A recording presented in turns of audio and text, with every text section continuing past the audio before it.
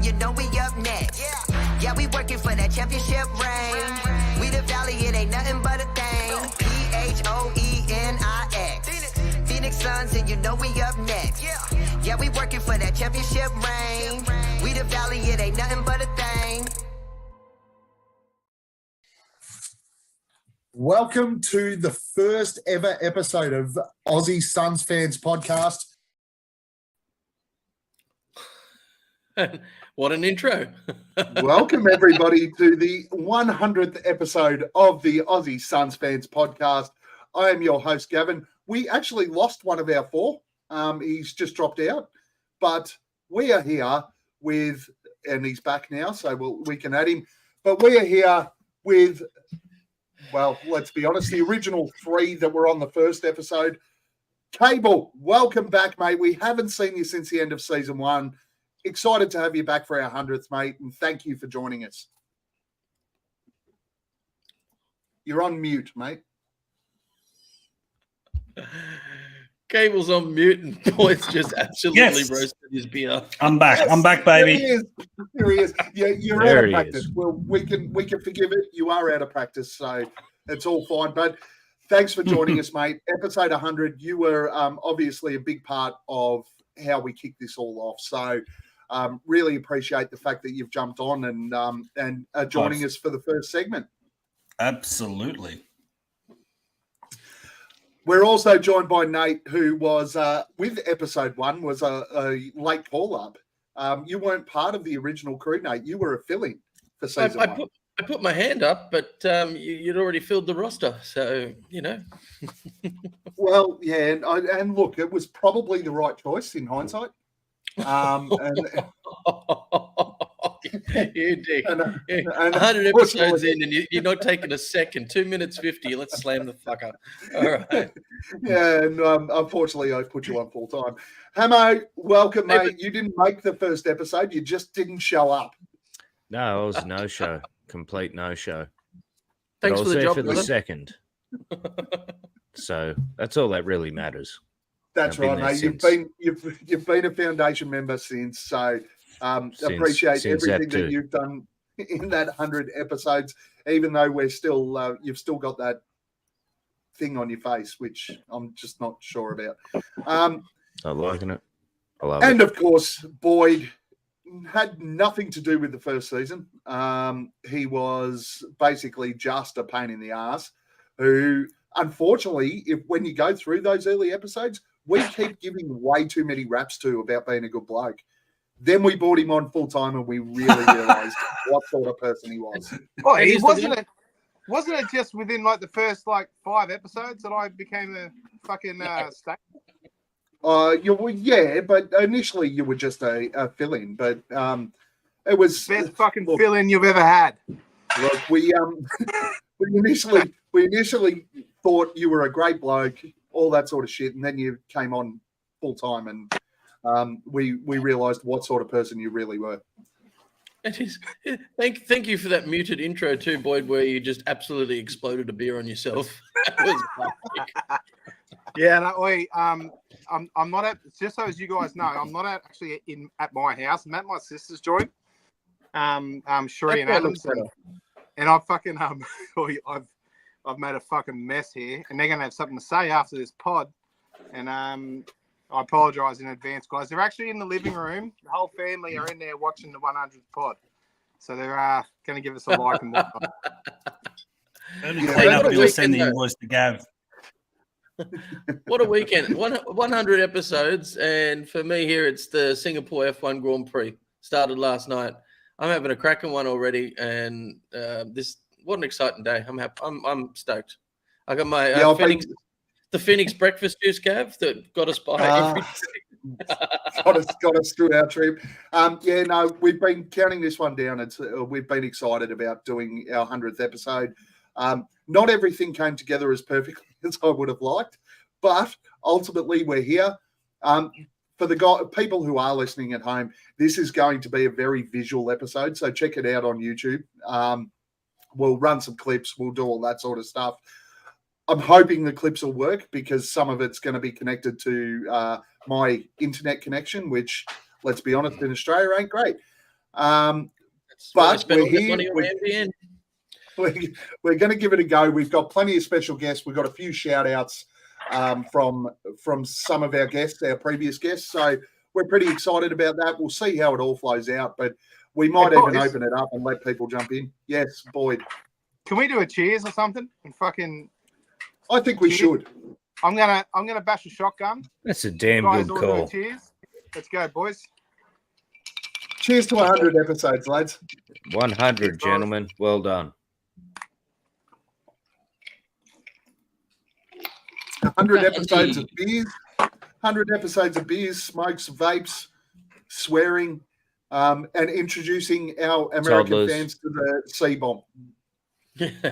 Yes. So, Cable, let's talk about back at the start. It was not as clean a production as we probably have now. A lot of us have upgraded cameras and microphones and all that sort of stuff, but except Boyd. Except Boyd, who's still on his iPhone studio. Tell us your thoughts about when this all started and what it's grown to and all of that sort of stuff. What's your feedback there on how it began and where we're headed?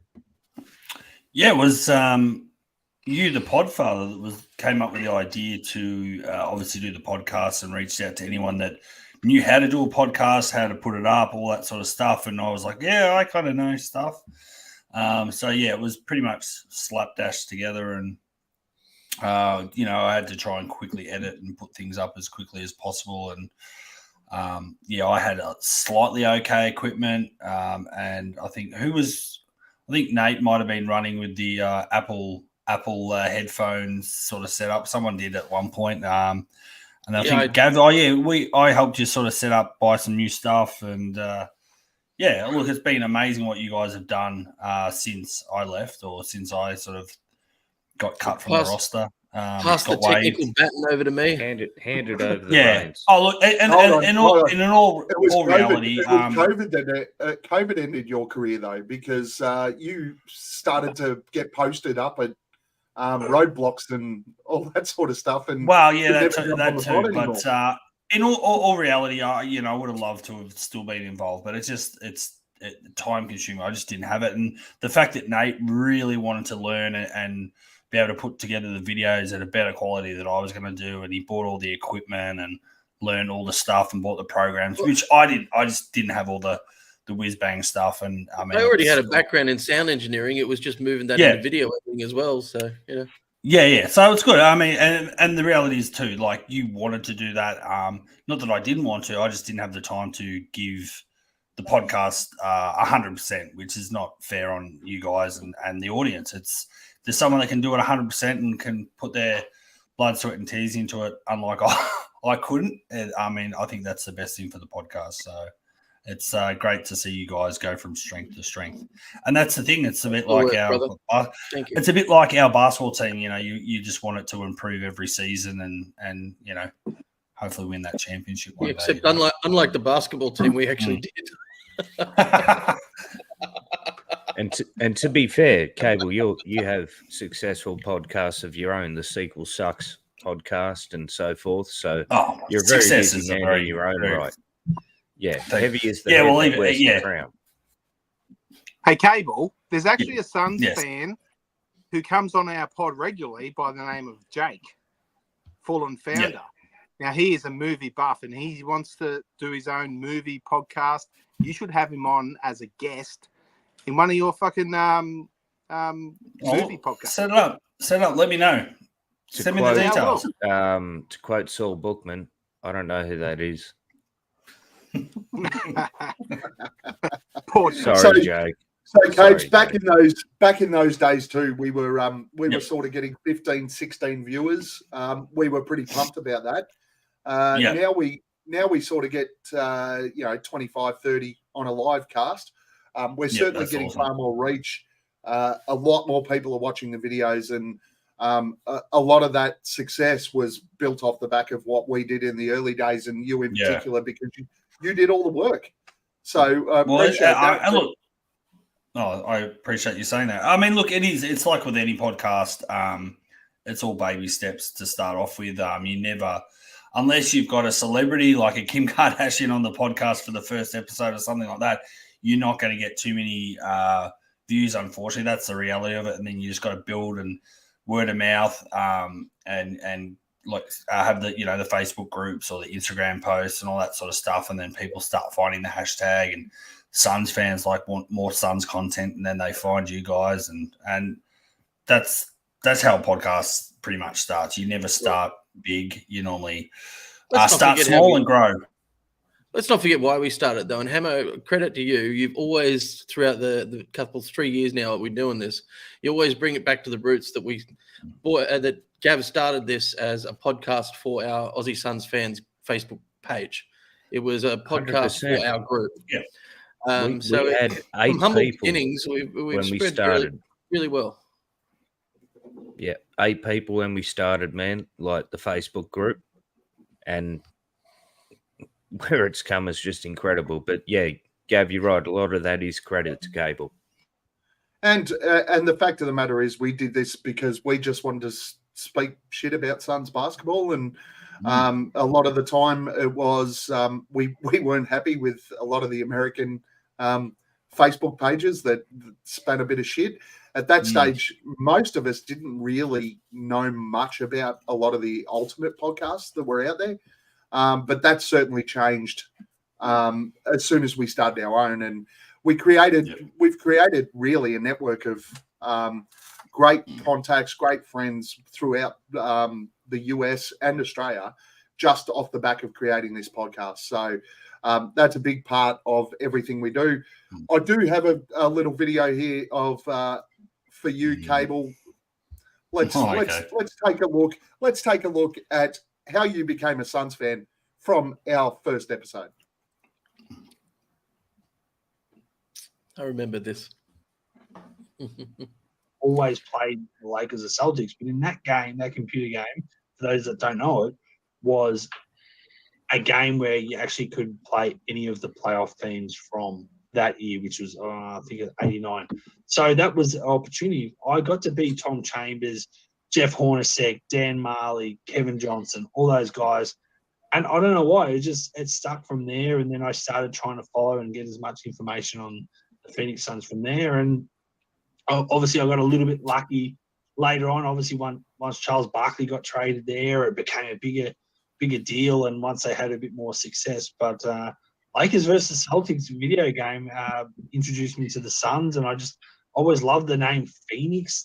Because I didn't know all my American cities, but Phoenix sounds like a really cool name, and the Sun sounds like an awesome name, and purple and stuff, and it was kind of similar to the Lakers. But personally, and that's the other reason why I'm not a Lakers fan. Like the Lakers or Celtics, but in that game, cut me off at the Lakers. I like the way you said the jerseys are purple, and that's the reason you're not a Lakers fan. So for those that haven't had the chance to check out episode 1 yet, we almost cut Cable off in like the first few minutes because he said originally he was a Lakers fan. Look at baby Nate. Baby Nate. Yeah, I went back when there was actually a winter and you needed to put a jumper on and drink red wine. Nate, again, though, Bangkok looking at the you, quality, looking at the quality of that, Nate had his Princess Leia headphones on. I was in the shed with something I don't even. Your lighting kept going off because of motion. The lights kept going out because I had a motion sensor in the garage. Oh, dude, this thing was like that was 2 seasons worth of this. That was awesome. Right at the start of this episode, though, Cable was mentioning my fucking Apple headphones or whatever. They're actually my Razer gaming headphones, and I did buy an actual potting mic, but I didn't change the settings correctly in the first episode. So it was using the shitty mic off my gaming headphones to record the first pod. So it's funny. You look back, you're like, one little setting, and that episode could have been a lot better. What's your thoughts on all that, Cable? Well, it hasn't really changed. That's how I became a Phoenix Suns fan. just looking back though on the quality and everything like that. I mean, I have got one more. I haven't been able to do this for everyone, but this was from the same episode. Injuries do come into play, but it did frustrate me that there was.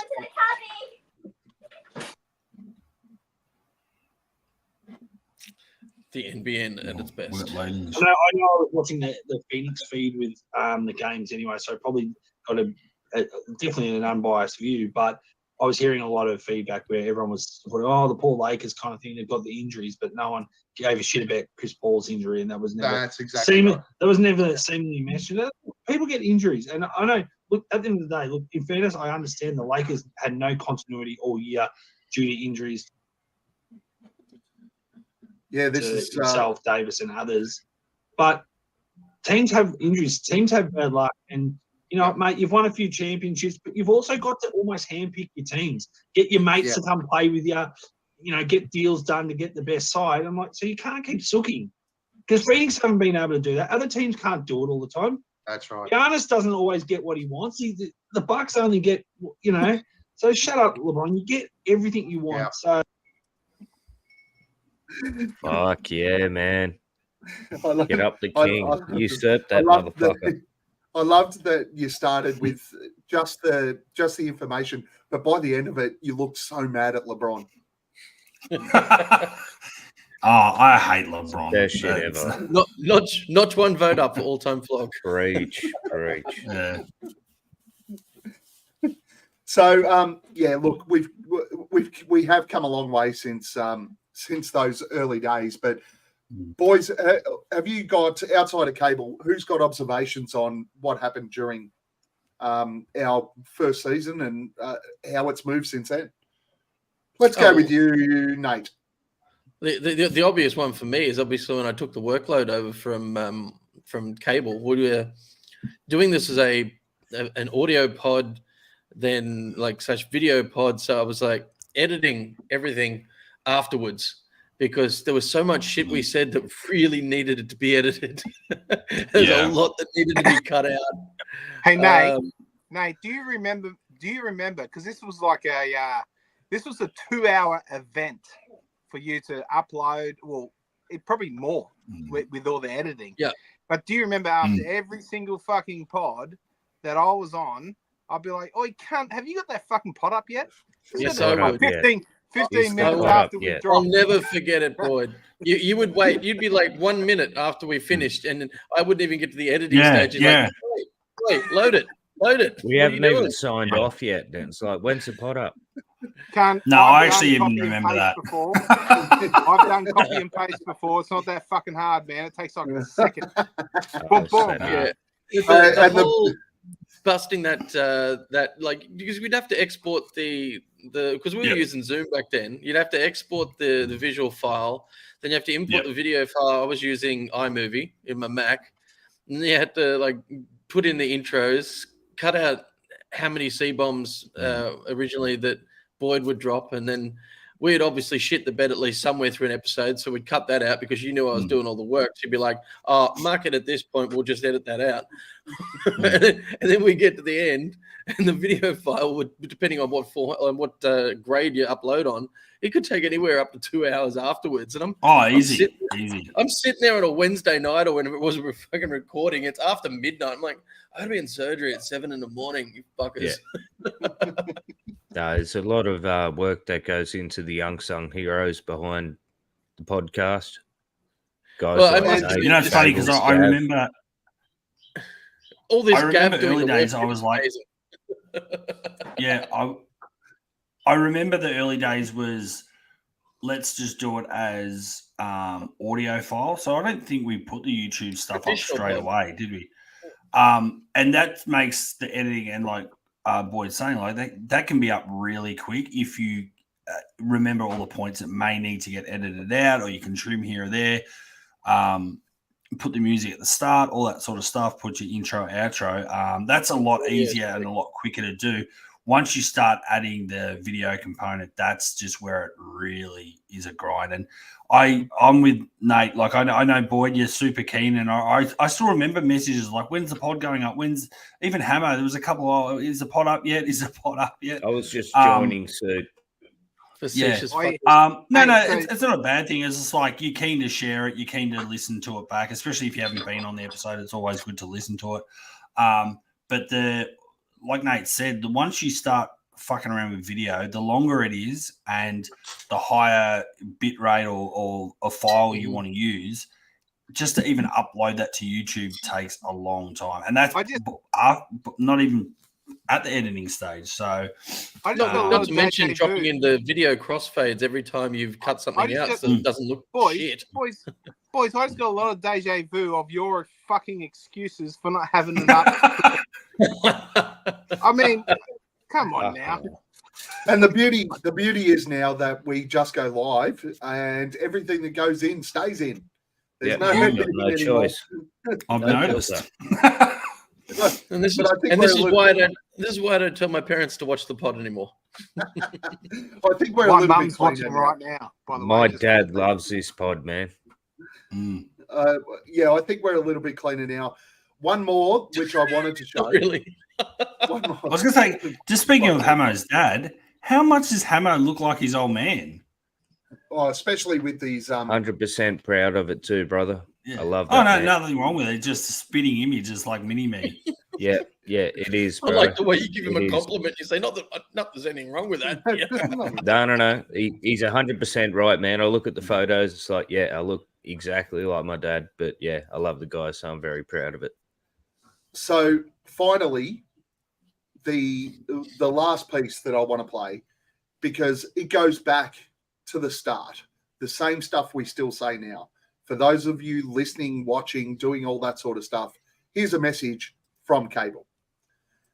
Coming up, that is very important. Oh, like, subscribe.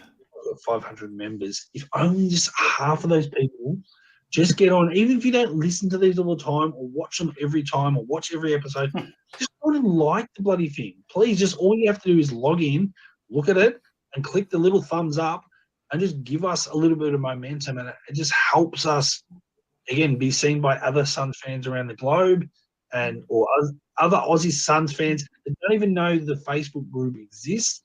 You're doing everyone a favor. So please, I'm not asking you to fill out a 15-minute survey. I'm asking you just to click on the link, have a look at it, and press like. And it's really not that hard. Like, imagine if even half of our group did that. That'd be amazing. I know, and a big thank you to the people that have and that have actually watched the videos and commented on the videos, because I get to see them. But it's really important to subscribe is the big thing. So just press subscribe. Yep. Well, I mean, Gav has carried that rant from then on. Cable, even back then, you knew how important it was that these guys did this sort of stuff, and it really is important to what we do. So, like and subscribe, people. Yes. Yeah, can't fucking do it now. Yeah. Like this. Cable, before you do go and we move on to season 2, who's your all-time want to have a beer with? I'd love to know who I've said in the past, but I love this. I'm actually going to say Thunder Dan Marley for his birthday in the last week. I'd have a beer with Thunder. I think that's still always the one, and probably a close second would be Rex Chapman. Nice. And who is your all-time flog? Wow, all-time flog. I was actually just thinking of someone for like today and in the current era, because I haven't been on the pod for so long, but I'd actually say Jay Crowder. I like it. I don't know. I think I supported him when he came. I thought he was going to be a good addition to our team, which he was for a bit. But he was a good addition. The way things panned out, and just the last year of him not playing and just being on our roster, but not being a participant and wanting his money and all that sort of stuff. It's like, I don't want to be here, Syndrome 2.0. Yeah. And then when he went to the Bucks and he wanted to stir us up, like, yeah, fuck him. I love it. Cable, thank you so much for joining us and coming back and making your return. We've got to make this more regular. So yes, bring me back. Give us a yell whenever you're available, mate, and we'll get you back on board. Oh, absolutely. No, you just tell me when, and I'll let you know. I love it. Sounds good. Boys, message for Cable. Love your work. Thanks for the baton. No worries. Sitting here where we are today and knowing that it was you and me having a chat and saying, all right, this is where I've got to and this is where I pick up from, and trying to transfer all those original files and sort of just making that transition. I remember it and making the move from IBM to Mac. Yeah. That was a whole other transition for me too, because that was my first Mac, and that definitely complicated it further. But thanks, brother. No worries. Absolutely fine by me. Boyd. Mate, apologies for all the fucking pushing this and getting shit out quicker. It's good to fucking see you again, man. Likewise. I appreciate all the work that you put in the early stages, and I still feel like you should have got shit done quicker, but it's fucking awesome catching up with you again, and you're looking fucking good, man. Thanks. You're looking fit. You got a bit more facial hair. Yeah, grown up in there. Yep. I love it. I love you. Thanks, mate. Hammo. Next time I'm in Queensland, I'll give you a bell. God bless. Yeah, don't bother with me anymore. Look, honestly, none of this would have happened without Cable. Thanks. There's no point to suck ass here. I'm just speaking the truth. Cable was the first one to step up and say, yeah, I've done podcast kind of shit. I know what's going on. Spent the effort, got us to season 2, and we moved forward. None of this shit would have happened without Cable. So I've got nothing but the absolute most love and respect for Cable. We butted heads sometimes, but did we? I mean, yeah, we all have with you, bro. No. That was all shit we talked behind your back, mate. That was season 3, man. We haven't got there yet. That Hammo vented behind your back. No, don't you worry about that. Cable, you did an It was amazing mostly job. Ghostbusters shit, brother. It's okay. You're going to shut the fuck up and let me finish? All right. Cable, you did an amazing job for us, brother. I really appreciate everything that you did. Dedication, the time, everything you did to put us forward and get us to the point where we are, man. So I've got nothing to love for you, man, and respect. Thank you. Thanks. No, I appreciate that, mate. And you know what? I always thought was going to be the death of me doing these podcasts was Gav's connection. Gav's connection is the worst connection in Australia. And the amount of times he would fucking drop off and I'd have to edit around those drop-offs and stuff. This is my favourite part of season 1 and 2. Thanks, Cable. No worries. Lots of love out to you, mate. As Hammo said and the boys said, this wouldn't have happened without you. You and I put a lot of work in to get it off the ground, and once we got it off the ground, it's just gone bigger and bigger ever since then. Everything you did was great, and as I said, I can't wait. We'll definitely have to get you on a hell of a lot more. Lastly, I hope Collingwood choke and lose in the prelim. Yes. Okay. Thanks. Yeah, fuck Collingwood. Fuck AFL. Did the Roosters win last night? Boyd, did the Roosters win last night? Hold on. He's got his Suns jersey there, and he coming. still didn't get changed. No, right? No. I'm still getting changed, Gav. I'm just listen, Linda. I'm smashing shotguns, and I don't want to get all the fucking beer on me nice jersey that you bought for me. Oh, fucking grow up. I appreciate that. Part of the celebration. Again, really appreciate it, mate. And I'll reach out and we'll get this going again soon. Love your work, mate. Cool. Awesome. In a transitional point. Thank you, for Boyd, mate, has anyone else thought why Steggles Frozen Chicken sponsors the Roosters. I've always wondered. It's like, is it just a natural connection, or is it? They're bringing. It's at the Life After Football program. The marketing minds at the Sydney Roosters is fucking next level. It's safe to say. Okay, so let's stop talking about the Roosters, and we'll bring in our next guest. Please. A man that is extremely popular within, especially the Aussie Suns Fans group, and anyone who watched a lot of, I reckon, predominantly season 2. But he is the man. He has the greatest of takes. Trev, welcome in, mate. Happy 100th day, boys. The Trev. Thank you, brother. See you all again. And shout out to our mates in the chat that have come through. So, pleased to be able to play a small part in your roaring success. And thanks for having me on. Well, you spent a lot of season 2 jumping on to cover for Nathan Boyd, who just did not have the commitment levels that we needed. And how did you see the pod during season 2 and everything that we went through then? And we're into season 4 now. But how did you see the pod back then? Look, kind of, as Cable kind of alluded to earlier, right? Yeah, the Suns, of guys of our vintage, you might know 1 or 2 people that followed them. You jumped on the Facebook group and said, there's some like-minded. And I remember the message went out, we're looking for someone to jump on the pod. And I thought, we'll have a go, don't mind. It's like blokes being at the pub chatting about their footy team or their basketball team. Of course, never knew enough guys to go to the pub with that followed the Suns. So it was good to jump on and have a chat about things and, shoot the breeze, have a few laughs, which is all about.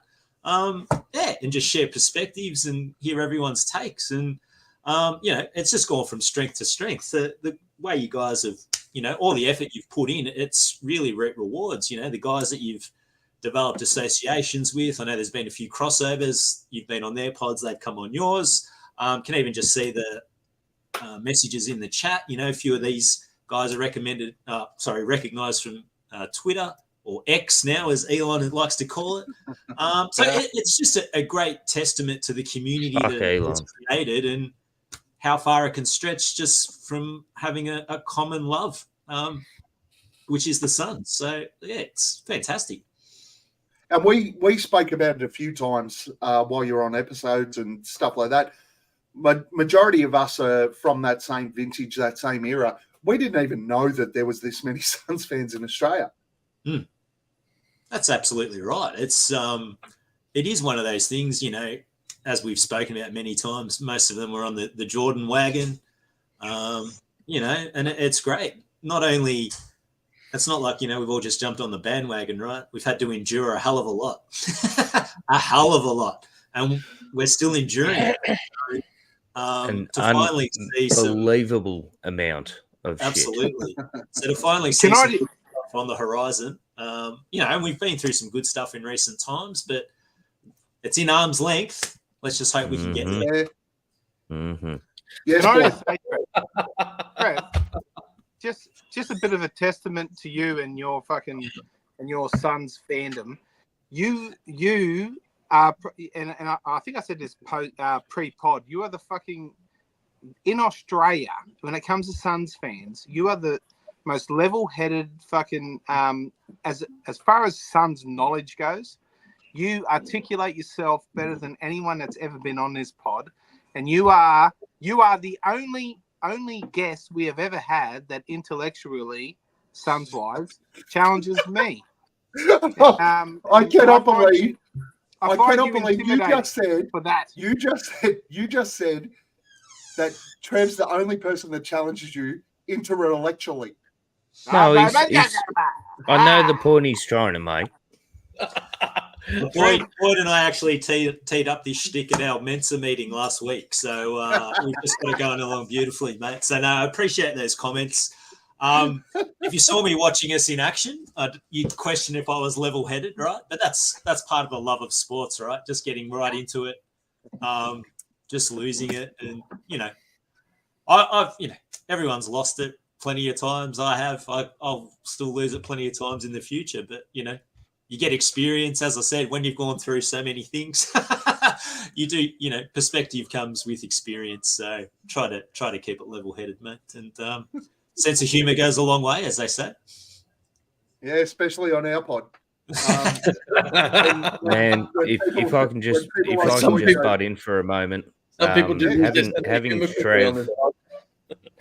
Trevor on the pod, man. Like, there's very kind of what Boyd was saying, but there's very few minds in Australia that know I'm shit with stats. I'm shit with projections, all that kind of stuff. There's very few people who can actually speak stats that I actually want to listen to when they talk. And Trev, you're probably number one right up there, bro. What about the timeline, guys? Just the way that you make it easy to understand is just perfect. I appreciate that. The comments coming in about my accolades for Trev are fucking a little bit fucking sourpuss like. Look at fucking. There's a lot of truth out there. There's a lot of truth. Rounders like, I'm never coming back on our pod again if Boyd thinks that. And fucking and Sunderus is like, fucko thinks he's smart. What's the world coming to? Yes, it all seems reasonable to me, to be honest. Yeah.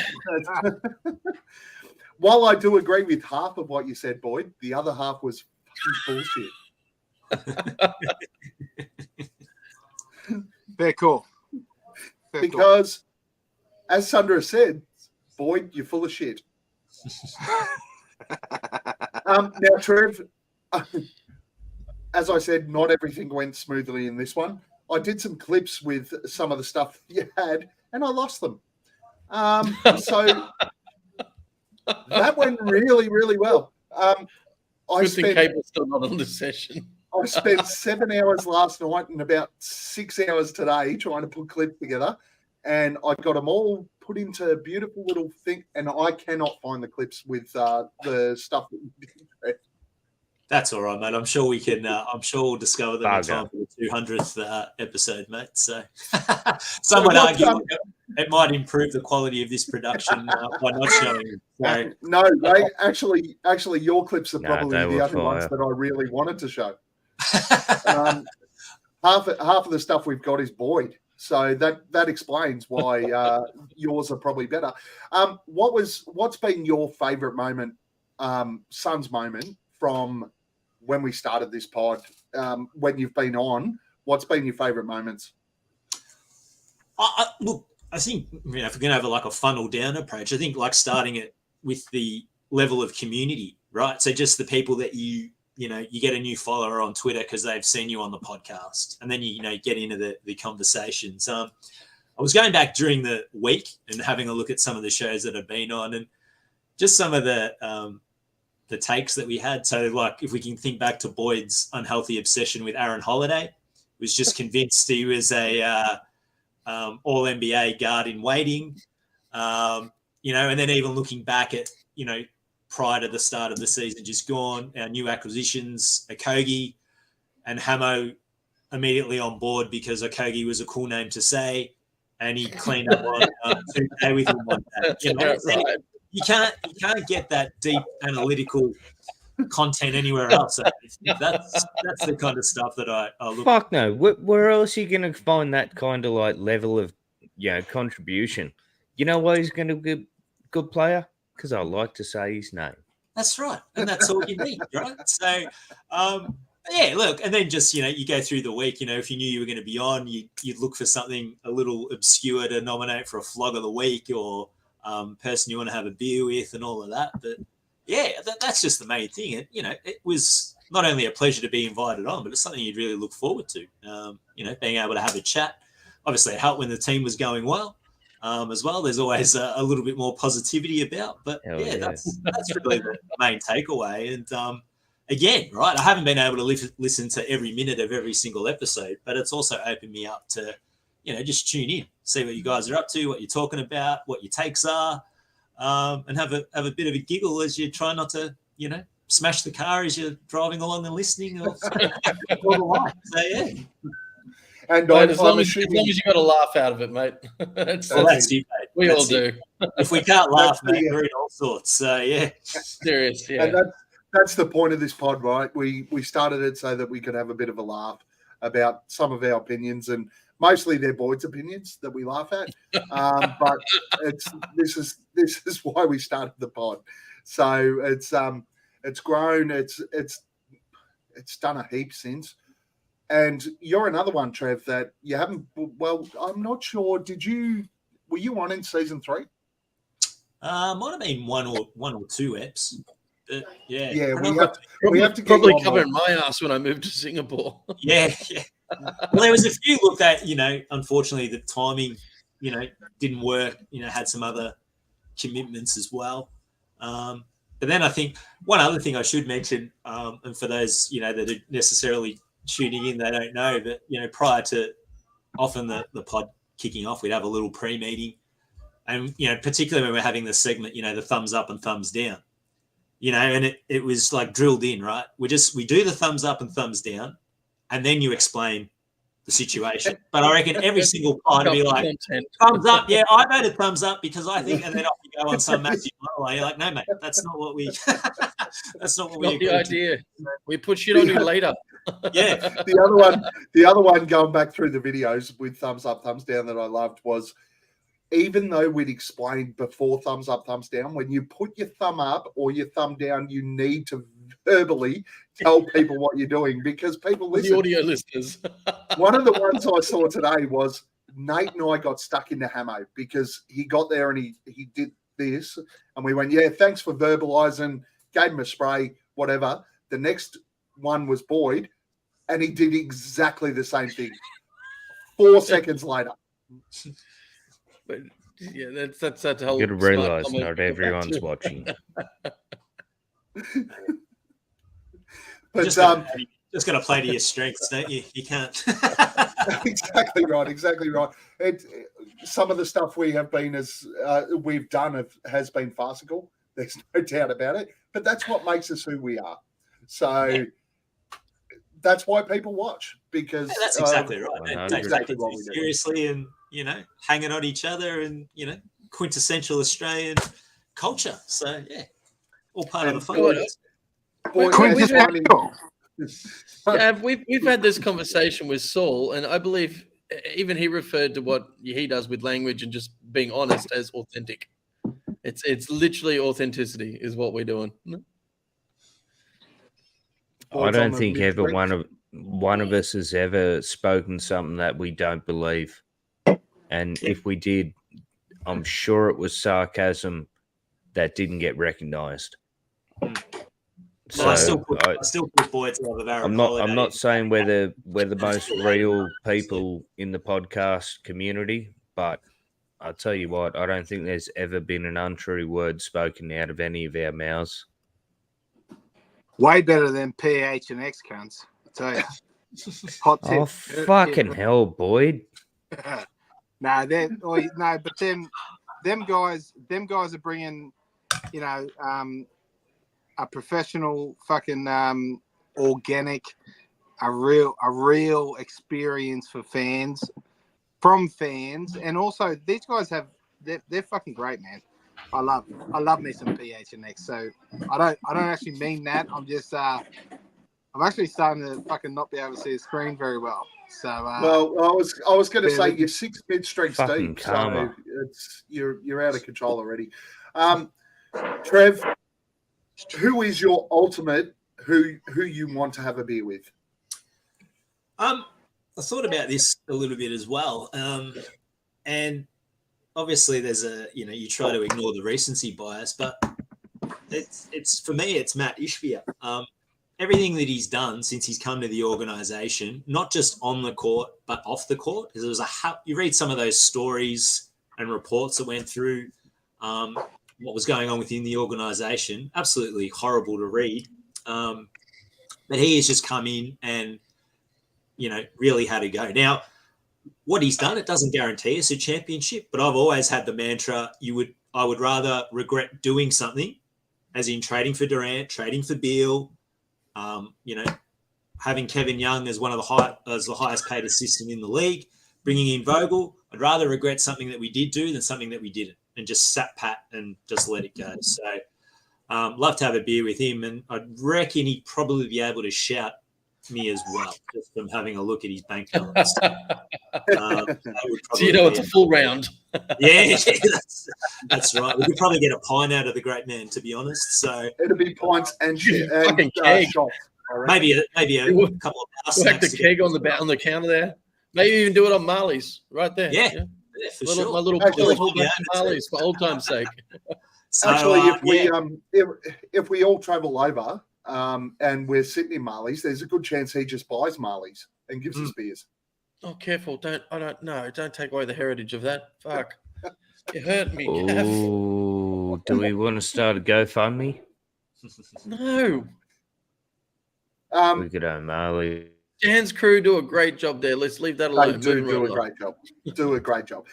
Trev, who is your ultimate all-time flog? Yeah, this is another one that could nominate a hell of a lot. You could probably have an hour's content just on that itself, right? But we might do it. I still can't get over, Robert Ory's hip check on the great Stephen John Nash and that pivotal game, and of course, it's more so still sticks with me now, right? Because you see kind of incidents, not exactly like that, but you see there's other incidents where players run onto the court, and you sit there like the Leonardo DiCaprio meme, and you're like, Yeah. and none of them get suspended, right? It's just, that's fine. They can do that. You see players walk on into the corner where a guy's shooting a three, guys from the bench. No, you can do that. That's fine. Have a hard time. I'll have a hard time getting over that until we ever win one, I think. So if we can win one, that reference was classic. I love that. That will cure all, boys. So that's it, guys. I've got to piss. I'll be back in a second. Some of us just put ourselves on mute and go to the fridge or wherever else, but no, boys broadcasting. That goes back to that authentic. That's that authentic stuff you spoke about, mate. So. Fucking hell. We're all friends here. To all Boyd's family that are sitting in the lounge room watching this live, yes, he just got bumped. And the funny thing is, if you go back to episode 1, it goes for about an hour and 20 minutes, and during that show, there's like everyone except Nate takes off for a piss and comes back and announces it to everyone. I was able to hold it. Everyone gets nervous, right? Nervous. That's all. It's human thing. It's just got to. Between episode 1 and episode 100, people are still leaving to go and have a piss and tell everyone about it. God forbid we should dive into Flog of the Week. You had to put context eventually that, hey, it has to be a person. Yeah, that's right. Trev, thank you so much for joining us, mate. Really appreciate it. We've got to get you back on for more episodes as we move forward. Really do appreciate you taking the time on a Saturday arvo to come and have a chat with us. And although we're not talking about the analytical piece of the Suns, which is your forte, really great to hear about your thoughts about where we're going and what we're doing. So appreciate it, mate. No, Trev, I'd like to say a couple of words to you as well, mate. Everyone will. Oh, good. Okay. Should I start now? Or? No, not yet. Not until I say, Nate, it's your turn to start. Trev? Look, Gav, and all of you guys, Hammo, Nate, and Boyd off for a wee. Just congratulations on all your success. You've done a great thing, and you've made it greater. So congratulations to you. Just take time to soak it up, right? It's not an easy thing to produce one episode of a podcast, let alone 100. The comments that you're getting here, it's a testament to the work you've done. So just glad to be able to have come on the bench and play a few spot rotation minutes along the way. But shout out, to the guys that I know in the comments as well. Thanks for connecting on Twitter and the like. And hopefully the season coming ahead is full of good stuff for us, and we're bloody due for one. So let's go get it. Fucking hell. Nate.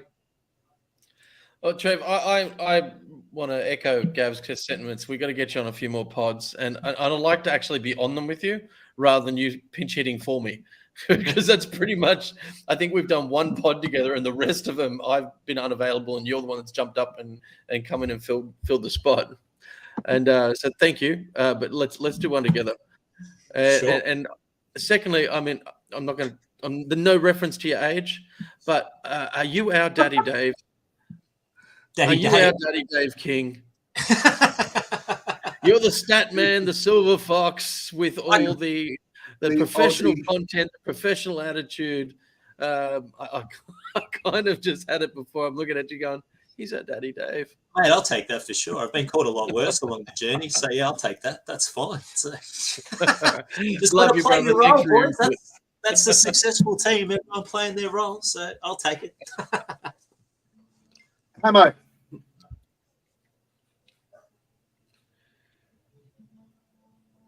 Well, that's what Boyd looks like when he's thinking. Yeah. Hammo. Maybe it's intentional. Hammo. That's all right. He's having internet Okay. issues. How about fuck Boyd, any comments for Trev? Yeah. Well, Adam, don't smash that ice yet. I've got something to say to Trev. Hey, Trev, Yes, I mate. fucking love you, man. I love you. I love your takes.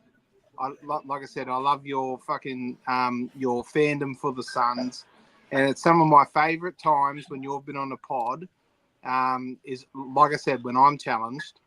I really, really do appreciate it. It's a real nice change from these fucking parrots that I have to deal with day in, day out.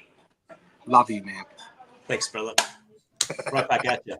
Appreciate it. So, thanks, boys. So, yeah, all the best for the rest of the celebrations, and hopefully Well, jump in. Hammo's back and he's moving. Hammo, any comments for Trev? Mate, thank you very much for everything you've contributed to the Aussie Suns fans and in the Twitter and the chat and stuff, mate. You're honestly one of the reasons why we got so far. You really are. And I want you to understand that, and I appreciate you. So thank you very much, brother. Thanks, man. I appreciate it, guys. So, yeah, enjoy the celebrations, and, pace yourself Trev, for that. But, Trev, I forgot to say this earlier. I'm going to say it now. We have some big news that we're going to roll out in segment 4. So if you get the chance to stick around and listen to what we do later, certainly do that. But appreciate you jumping on, mate. Again, like Cable, Saturday Arvo. It's not always easy for everyone, but you made the time for us again, like you always do, and really appreciate you jumping on, mate. What, it's afternoon? You're a fucking legend. thanks, boys. Take care. Speak soon. Cheers. Trev. Always great to have Trev on. He's, as Boyd said before, he really is, from an Aussie Suns fans perspective, one of the really, really, really great minds that we've had on the pod over the last couple of seasons. The second half of what Boyd said was full of shit, but he really is. He's probably the best statistical mind that we've ever had on the pod. That was an Aussie.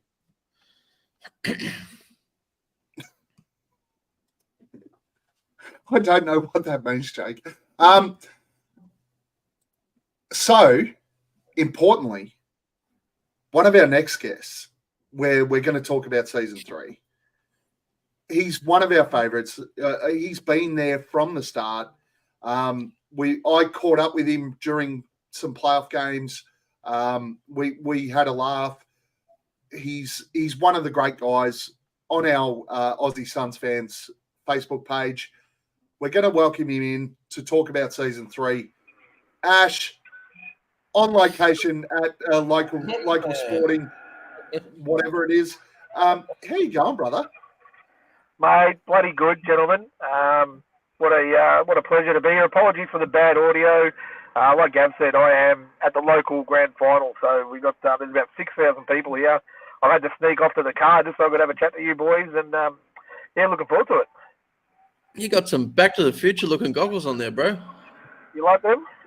I don't mind them at all, actually. They go good with a tan hat, I reckon.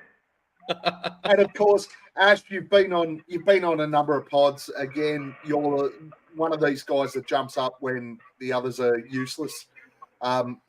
And give us your experience. What have you enjoyed about getting on the pod? And what do you enjoy about the pod? Because you certainly are one of our biggest watchers. Yeah, I've really enjoyed the fact that I've been here from the start, like to start the page with you guys and to genuinely be able to call all you guys some of my best mates is an absolute privilege, mate. And it's been a lot of fun. I had the privilege of doing some shows with Trev and Cable, back in the earlier days. And I can absolutely shadow everything that you boys have said about those guys. They are absolutely terrific. And, I look forward to hopefully continuing the friendship and getting a few more pods under the belt. And, talking some absolute shit and Suns is always great fun. Now, Ash, can you see the screen? I can, yes. Can you read that comment?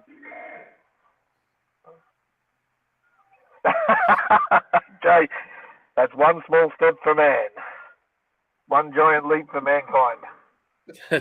Wow, that was just pretty as called spot on. out the audio content, the audio quality. Pretty straight spot up on. with that. Pretty spot on. Sounded exactly like a quick with that.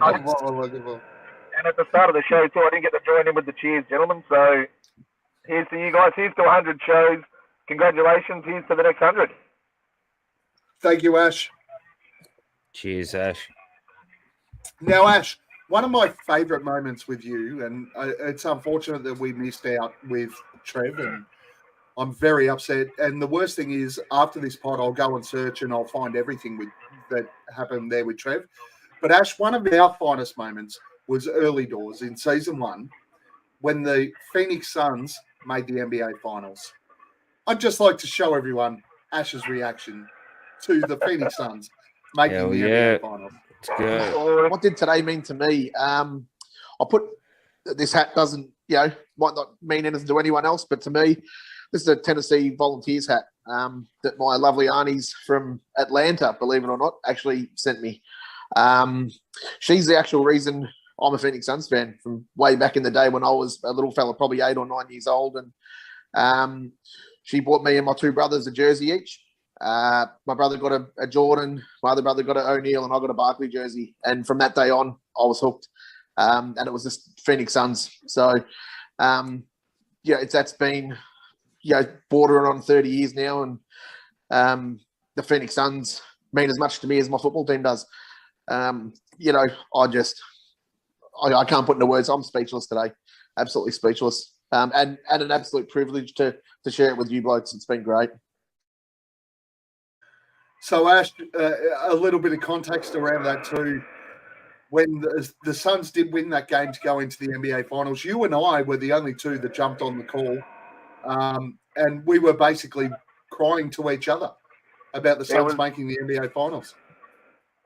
I think from memory, for about 30 seconds, we were sort of like just rubbing our eyes and we couldn't get a word out, could we? It was, it was pretty special to share that. And he's hoping we can go one step further this year. I think we can do it, boys. We were rubbing something out, certainly later that night. That was the flog of the week. One step further for mankind. Yeah. Boy, that happened 5 minutes ago, mate. Come on. Ash, give us some feedback. What else has been? What's been your favourite moments about joining the pod, listening to the pod, whatever else? What's been your favourite moments? Mate, I'm a bloke's bloke. I love getting out and having a boys' weekend. I love shooting the shit, and clearly, I'm a sports maniac.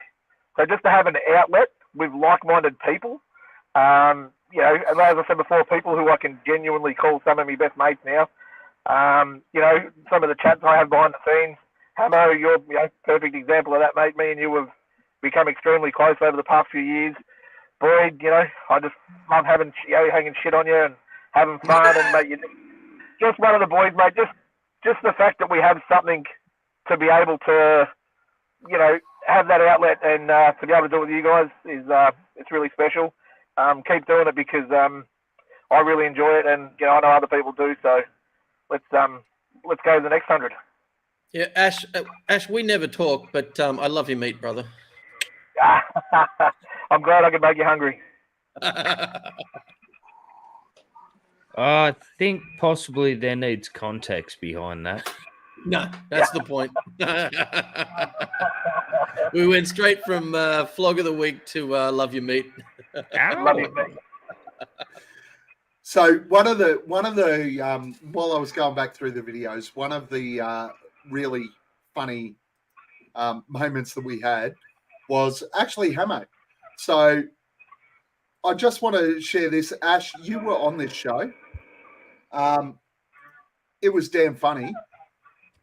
Tell me what, and this was the same show when we went to the finals. Just give us some feedback on, particularly the relationship you build with Hammo, because this is Hammo all over. If it ever loads. Well, someone said something that was like enjoy Cancun or something like that.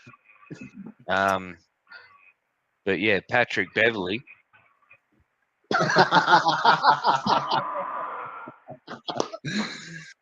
Well, someone. Hammo can always throw out some of that magic. Just once a show. We've said it from the start. Once a show, Hammo just throws out some absolute gold, and that was a perfect example of it, Ash. Hammo used to drink a lot. Yeah. No, that's bloody gold, Hammo. I love it. That was yeah. So we've had a lot of that magic in a lot of the shows that we've done. And Ash, you've been on some of the best shows when the Suns are at the height, at the top of their game, particularly going into the NBA Finals. Yeah, mate, how good's that? Yeah, I think the pod has probably been around since we've been, you know, at the top of the tree. So it'll be interesting to see where it goes, you know, if it does fall apart and all that sort of stuff. But Hey. We can't start the top forever unless, you know, management probably has different ideas. But no, I absolutely love the trajectory and where we're heading. So here's to plenty more years up the top of the tree. Hey, Boyd, did you say you've got some people watching the show in the room next door? Do they? Mate, I do. I got my kids, the Fucko clan, are in there. I've got my sister, my brother-in-law, my nieces. Mate, are your kids the ones putting beers behind you? Watching it on a big ass screen, man. And the kids sitting there like, Mum, can we watch something else? What about adults wise? Any adults there? Yeah, there's 2 and a whole bunch of kids. All right. No, 3. No, 3. Sorry, 3. I'll buy a carton of piss for the first adult that spear tackles Boyd off his chair. Carton of piss. Ooh. First adult that spear tackles me off on the live. I love it. Adam's a fucking fairly hefty Adam, the brother-in-law. You know what, Adam? I'll back that up. I'll also give you another case of beer if you spear tackle Boyd. There's 2 cases of beer. Adam, get up. Spear tackle him. Come here. Oh shit! This is my brother-in-law. He's fairly hefty, as you can probably. Hey, Adam. You've just been offered see. 2 cases of beer to spear tackle him off his chair. Do I get anything for that? No, you don't. Just wants in as well. You got to get a run off though, and just like flatten him, like some Oakland Raider Jack Taylor kind of shit. Shoulder straight to the throat. Wait. I'll tell you right now, Ash. No one here is going to tackle me, mate. I got the goods. I got the fucking palm. I got the fend. I got it all. I'll just wait. I got it all. Hey, Ash. Man, I really, really, really feel like you and I are fucking yin and yang in the sense that, but more yin and yin. We're fucking, we're on the same level. I really appreciate every single time you burn me down in the chat. Every single time that you tell me I'm a fucking idiot and NRL was shit and AFL was the bomb and my hot takes are shit takes. Oh, now we've got to be more friends, Ash. Everything. That sounds like every single person in the chat that says that to you. And just so as everyone knows out there that isn't in the chat, I get fucked up on the daily because I like a completely different code of football than all these cunts, and they just fuck me up all day long, except for Josh Platt. Josh Platt's my boy. He's on my side, but yeah, no, mate. I appreciate all the fucking harsh words and the fucking banter. I love it, and thank you very much, mate. I love you too. No, I love it, mate. Nothing better than having a bit of banter with the boys, and it's not your fault, rugby shit, mate. It's not your fault. So, Ash, with the news we're going to roll into very shortly, we might have some business for you. Do you want to give your business a plug?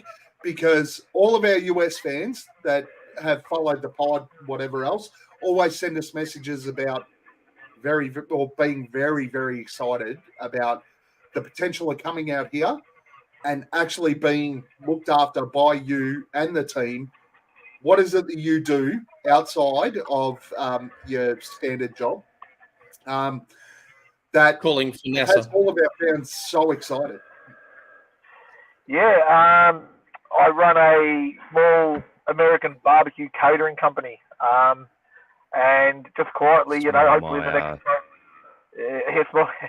it's growing. It's growing fast. I'm hopefully in the next 12 to 18 months we'll be looking to expand and possibly get out of the trucks that I drive full time, and move into doing the barbecue stuff full time. Whether that be food truck, whether that be possibly a restaurant, who knows? I've got a very exciting 18 months coming up. So if you want to look me up on Instagram, it's all_the_smoke_barbecue.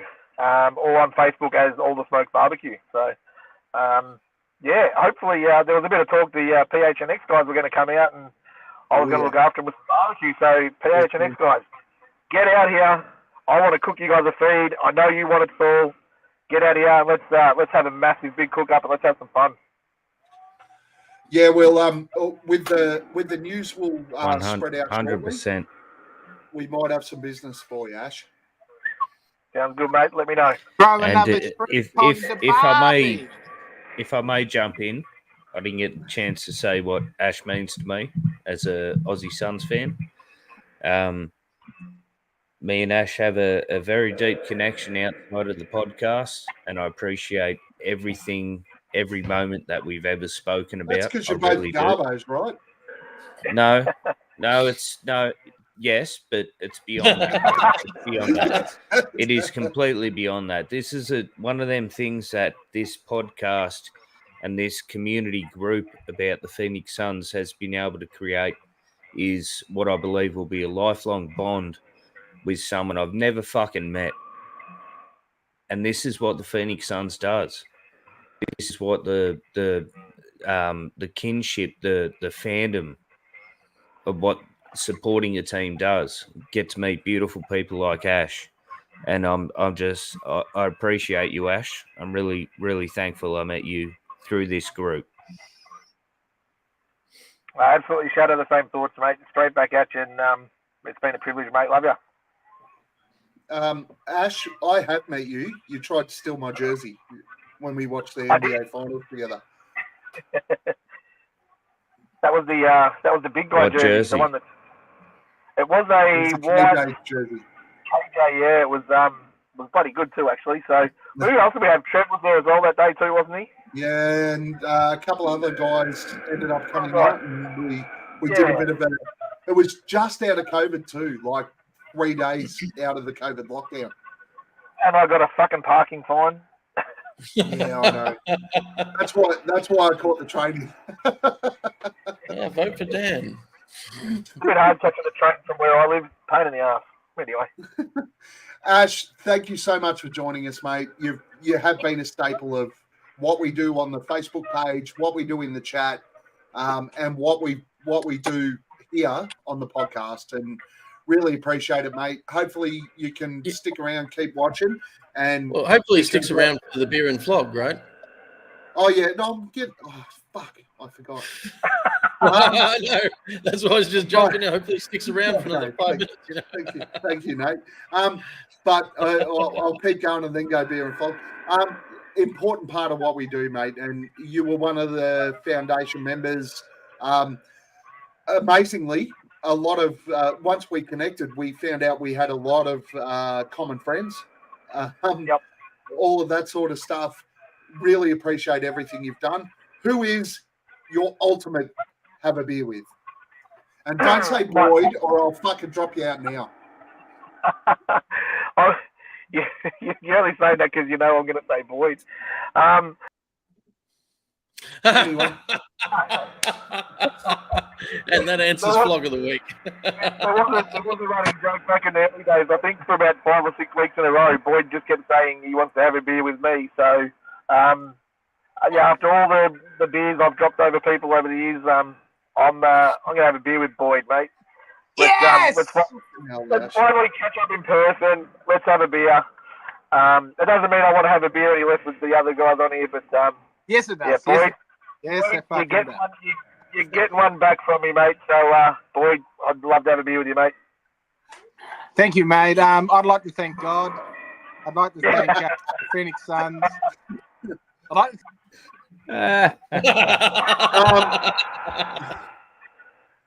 Ash, who's your flog of the week? Flog of all time. Flog of all time. I hope it's Boyd. Well, he was in the running. But I had to, someone's just kicked the goal behind me. I've used this guy twice for flog of the week, so I feel like it's only appropriate that the European Russell Westbrook, Mr. Bitch Tits himself, Luka Doncic, for all reasons be known to Suns fans and fans of basketball worldwide. I hate the way he fucking looks. I hate the way he acts. I hate the way he plays fucking basketball. Just to, run in and flop around and try and get contact and throw haymakers. I just hate the way he plays. Everything about him. The only thing I like about him is his fucking mum. So here's the herd. Yes. Yes. Very cool. Very cool. He can eat a bag of he doesn't even like his mum. He doesn't even like his mum. They're like, me and Ash do, so it's okay. Probably a good reason why we like her, because she doesn't like him as well. So fucking he's a. He doesn't have to. Like 600,000. And there we go. There we go. Hammo's already given Ash his last message. Nate, message for Ash. Oh, look, I think I gave you praise before. I said we don't really hang out that much, so we haven't actually spoken. But I love the fact you do barbecue. I've got a very, very close friend of mine in Brisbane that does it as well, so I respect everything you go through and the hours that it takes to produce what you do and the love you put into it. So much respect to that. And I believe, was it Joel said something about trademarking, and in the chat group there was flog of the week to love you, mate. Yeah.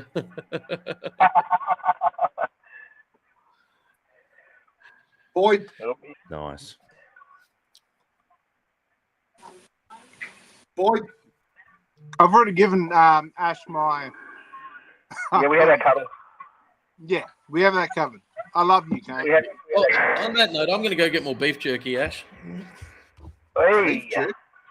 Okay. Kinky. Did he say beef jerky or he's having a jerky? He's having a jerky, I think. Ash, thank you so much for joining us, mate.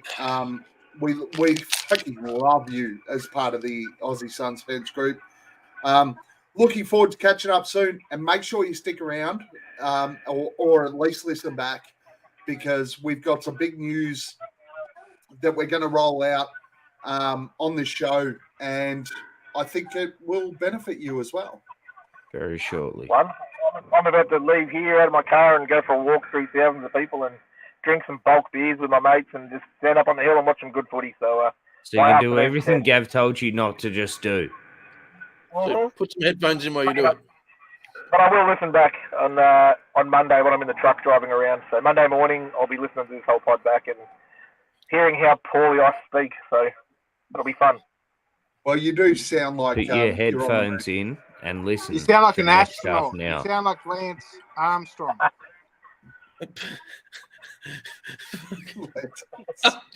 Oh my fucking God. What the fuck? Lance Armstrong.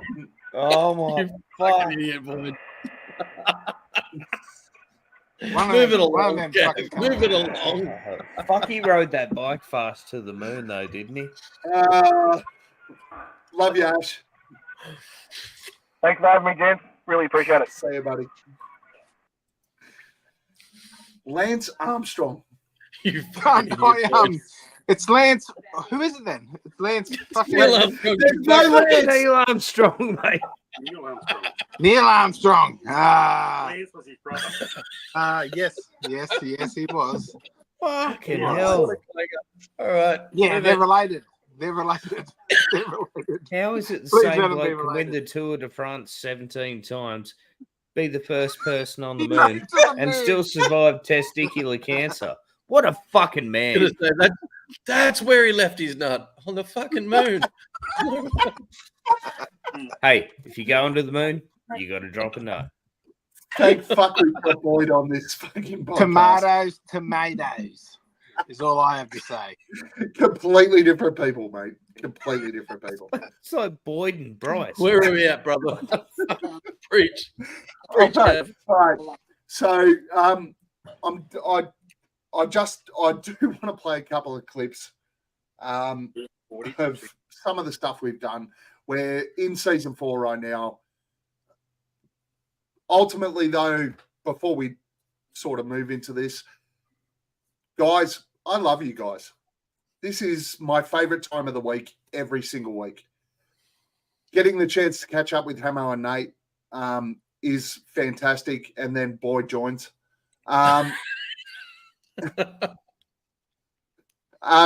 No, love you guys.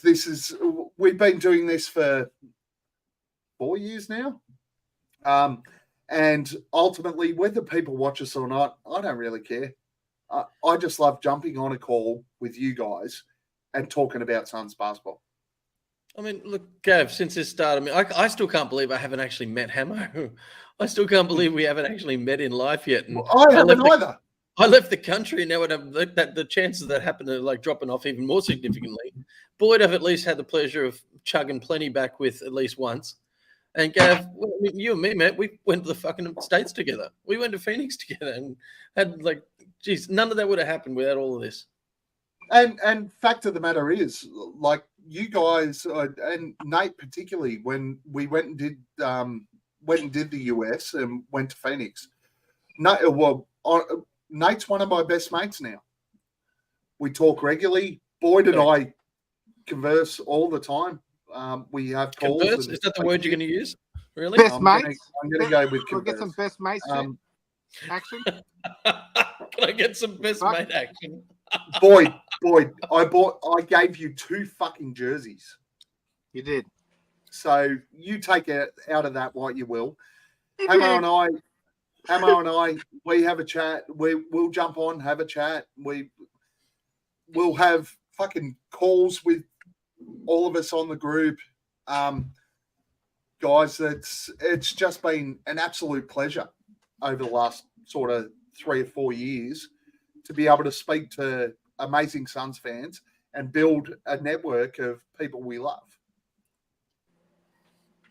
I totally want to root you as well, Gav. I want to fuck you hard, bro. Like there's a new root shoot kill. Root shoot marry. Come here, big boy.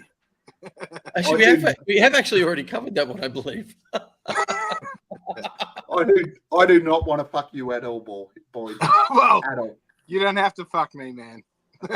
just be there for me. Just be there for me like a real friend, like a real friend would. What? Hold your hand while Hammo does it? What?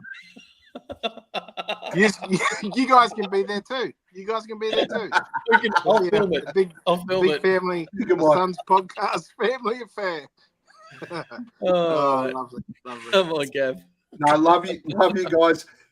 Couple of little clips. We'll play a couple of little clips just to make this fun. Here's the first one where I completely and utterly screwed the pooch.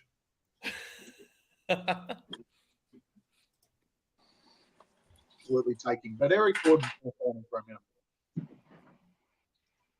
Am I out on my own on a branch here?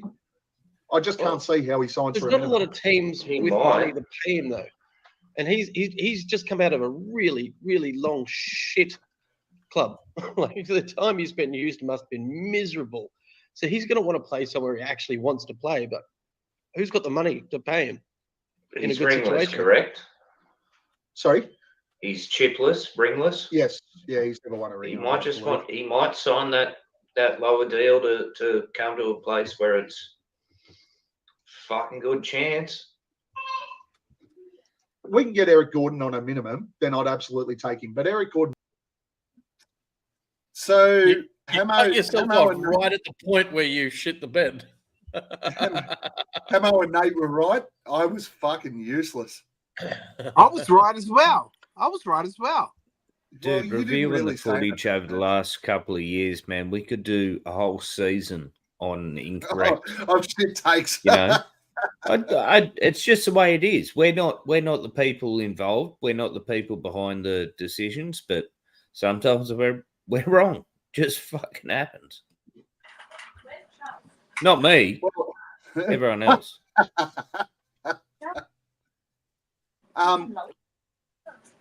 Let's talk about being right, and we know let's talk about Boyd being right. Right. There's only been a couple of these. Never. It was only How did you once. find both of them? It was only once, but let's have a look at it. Could have traded for him. Keep going, Boyd. Yeah. So look, we don't need to do too much. If we can become a third team in something, which gets us a really nice piece where we don't have to, fuck with things too much, by all means do it. But why mess up this continuity, this chemistry that we've got, just to get a Thad Young, losing Smith and Sarich, or whoever they're going to throw in there. It's got to be them two. We don't really need it. It'd be nice, but what if it doesn't work? So look, I will rest easy if we don't do anything major, and we just play it back, rely on internal development. These guys taking an extra step or two, and getting over 60 wins for the first time in, I've got to say, is it 12 to 13 years? Last one we were over 60. Yeah, it was a long time ago, but yeah, I think 2012 maybe. 2012, we get over 60. When was 2010? Might have been 10. Yeah. But yeah, look, nothing major, guys. Let's just run it back. So we were all wrong. It was 2007. But what Boyd did go on to say in that was that we would have 62 wins for the year. We ended up with 64. But nice. Nate, you and I predicted like 55. Yeah, but based on the history, we were well versed in making that prediction. That was a stretch. So John, I was being conservative. I was being conservative as well. Do you know how hard it would have been for Gav to find the one of the two times that you were right on something? Well done to both of you. Well done to both of you. It took me hours. It took me hours just to find one correct statement from Boyd. maybe I already missed it, but the Aussie Sun, how did it start? Who were the original members? Have we previously met? So you should have been here for the start of the episode, shouldn't you? You're looking at 4 of the originals, along with Cable, who was at the start of the episode. This started because we just decided we wanted to talk Suns basketball and have a bit of a laugh and fuck around. We didn't really care whether anyone watched. We still don't.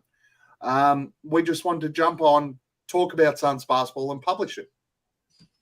Was pretty much it. Just to elaborate a little bit further, there was multiple people of us on an American Facebook group, and it was just negative. And Gav's like, well, fuck this shit. We don't want negative. And I believe there was like 8 of us that started the Aussie Suns Fans Facebook group. And it's incredible to see where it's gone. Well, I mean, I'd never met Boyd at the time. We just got a mutual friend, and he just heard that I was a Phoenix fan and reached out. So got me in. I've never met any of you. Still haven't. So, look, we all. I've only met one person out of the Aussie Suns Fans. Well, you should live in a better place. Hey, he drove 2 hours. Yeah, Jared Humphreys. He drove 2 hours down to my place so we could walk 40 kilometres and then drive home. That's what Suns fans do. God bless. But yeah, no, look, guys, I when this all came together, it was all very much going to be just Aussie shit, and it very much has stayed.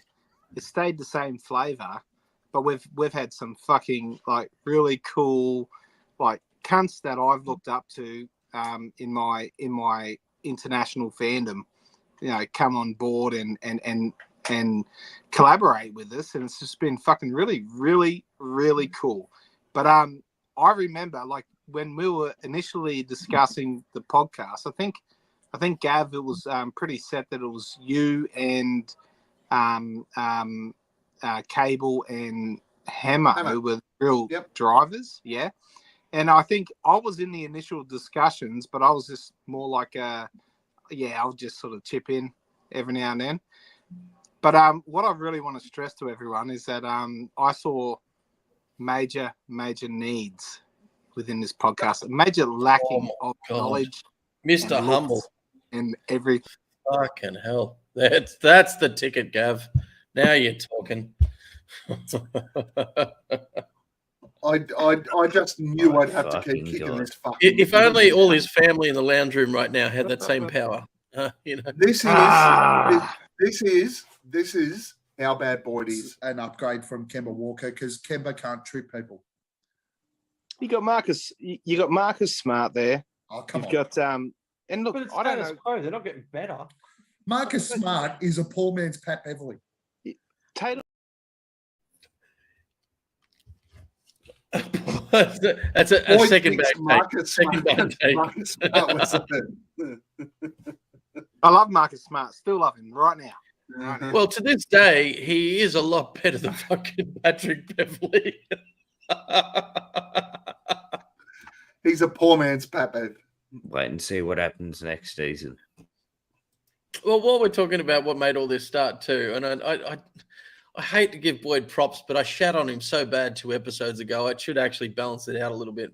And I know I've said it before, but it's the 100th episode. So I was going over to Phoenix, and this is before you and I went, Gav, the trip before. And he's fixing himself up there. That's the flog of the century.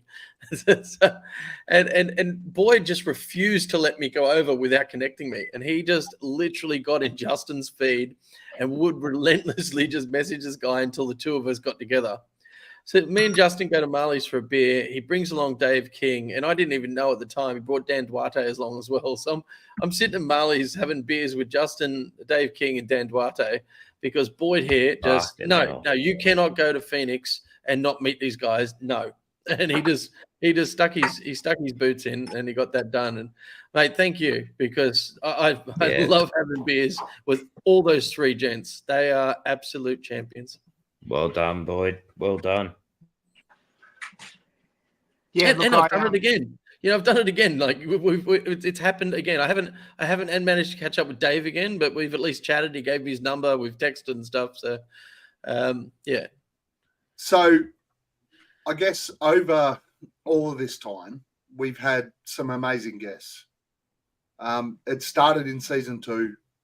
It's sort of extended to where most of these guys, and when you speak about Dan, you speak about Dave, you speak about Justin, you speak about Jake, Voider, all of these guys. I'm going to show you guys a couple of clips from some amazing guests we've had. So it's it really has been a just an exciting. We've been able to develop so many great relationships all the way through. So let's see a couple of these, and a couple of these guys have sent us some shout outs for our 100th episode, and looking forward to showing you them too. The family objects, like the guy that invited me to, and best mates with him as well, at the Bullets. Yeah, no, that's how it happens. Like in that arena, like you see the same people all the time. Like it's just love in there, like everyone just loves each other, and it's like family, like really. And if you're a Suns fan, like you're like automatically family, Angelina. So that was Angelina, who is Love Always on Twitter. One of our first guests. Just that was one of the episodes that really boosted what we were doing. So we started to branch it. Yeah, and got guys on, and amazing sort of just little bits and pieces that came out. Outside of that, we had. I'm gonna give the shout out first, and then show the first time that these guys joined the show. So we'll start with a guy who hasn't been on the show but gave us our original shout out, and really he retweeted, pushed us, gave us Stat me, daddy. notoriety. Stat me, daddy. Notoriety within the Suns Twitter community. Hey, Dave King here with Brightside and late of the Sun Solar Panel. I cannot believe it. You guys had 100 episodes. That's incredible. Your consistency, the value you bring, your camaraderie, your community with other Suns pods. It's just incredible. I love you guys. Gavin, Hammo, Boyd, Nate. All of you guys are wonderful, and I really hope you guys are around for a long time to come. Congratulations on 100 episodes. We'll see you around the webs. He gave us our first shout out, right? So Dave was he was the first guy. And the video's still on our YouTube feed. Like the video, I messaged him and he said, "Yeah, absolutely, 100. I'll get behind you guys." And that video is still there on our in the section. Big Dick Daddy Dave. Yes. He is the OG. He is the guy that every single Suns podcaster looks up to, and Suns fans, like just social media in general. When it comes to Suns, if you know anything about it, and you've been a part of it over the last fucking 10 or so years, you know Dave King, and he's been monumental in all of our fandom, really, when you think about it. Like the content that we've consumed over here in Australia has been based a lot around what fucking Big Dick Dave has said. It's fucking absolutely gold, man. I love that cunt. And when I eventually get over there, I'm gonna stalk that prick, and I'm gonna catch up. Around. By the time you get over there, I hope Dave's still alive. Fuck. Yes. Yeah, I haven't had the pleasure of catching up with Dave in person yet. He wasn't available when we went over, Nate. But hopefully, I'm back over there for New Year's this year. Hopefully, I can catch up with Dave. And my next one is, let's be honest. It's our 100th show. We got to be honest. My call is this guy is our favorite guest. We love this dude. Whenever I've been over, he's looked after me. I feel like he'd look after any of us. But his first ever appearance on our show, so says Jay. Gentlemen, ooh, thank you. That was like a round of applause. This is already the warmest welcome I've ever received, like literally anywhere in my life, not just on podcasts. So thank you. But no, seriously, thank you for inviting me on. I mean, I've been able to connect with you guys, or most of you guys, except you, Gavin, in the past. So it's a pleasure to get us all together virtually. Absolutely. Late night for me, mid-afternoon for you. It's beautiful how it should be. And talking Suns basketball with some beautiful Australian accents. Sign me up any day of the week, boys. Love I've got a chubby. You always did for Justin, though. Dave Grohl. He's Dave Grohl. In that clip there, he's Dave fucking Grohl. He's Dave Grohl. We always used to say that to him, didn't we? I got a drip. I think that off episode right we now. went into it too, didn't we, Dave Grohl? We did. We actually called him Dave Grohl for most of that episode. But Justin sent us a video for our 100th episode. So thank you, Justin. Aussie Suns Fans podcast. Boys, congrats on the 100 episodes. Thank you for desensitizing all of us to the C word. And hey, here's to at least 100 more. Yeah. Congrats, boys. Love you. Thanks, Justin. Justin has been a massive supporter of ours from the start. We've lost Hammo. Massive supporter of ours from the start. And really appreciate every time he jumps on, every time he comes in, supports us. Justin, thank you very much. Boys, comments? Hey, let me kick off. We're going to make him cry. Look at him in the chat feed. Let me kick off on Justin. I thought Boyd would cry, to be honest. So I'm over here fucking watching games on fucking scrolling on recaps and all that sort of shit, and not really knowing it. I knew nothing about podcasts, and the first podcast I ever came across was years ago. It was probably 2017 or 16, or it was fucking years ago. Anyway, it was fucking the Fan and the Flames podcast, and it was Justin. And I managed somehow through all that, when they give their tags on Twitter, it was probably a large reason that I started using Twitter again. And I jumped on there and I looked him up and I followed and all that sort of stuff, and like kind of stalkerish, really. If I think about it now, kind of like, Dead said was. Like, this is my one connect to the Phoenix Sun, and they talk to my soul all the time, and they were way more regular back then. And I was going to say, yeah, they recorded more than once a month or 3 months. Yes, they did. They did. And it was honestly, it was music to my soul, and I listened to them religiously, and I bonded with all these guys remotely through a fucking podcast. Sometimes listen to a couple of days later, and I eventually reached out to Justin on Twitter, and what was really really cool is that one, like, I wasn't very big into social media, and I sort of went off Twitter for a while, and I got a random message leading up to a season start, and it was Justin. It was the only message that I'd ever had in Twitter, by the way, because I didn't really correspond with anyone else. And it was Justin, and he was just reaching out, and he was saying, "Hey man, haven't heard from you in a while. Just want to reach out and just it was just like it was a well-being check, and it was a hey bro, I see you," and it brought tears to my eyes, man. And I love that cunt more than any fucking Potter in the entire world, and he is like fucking royalty to me.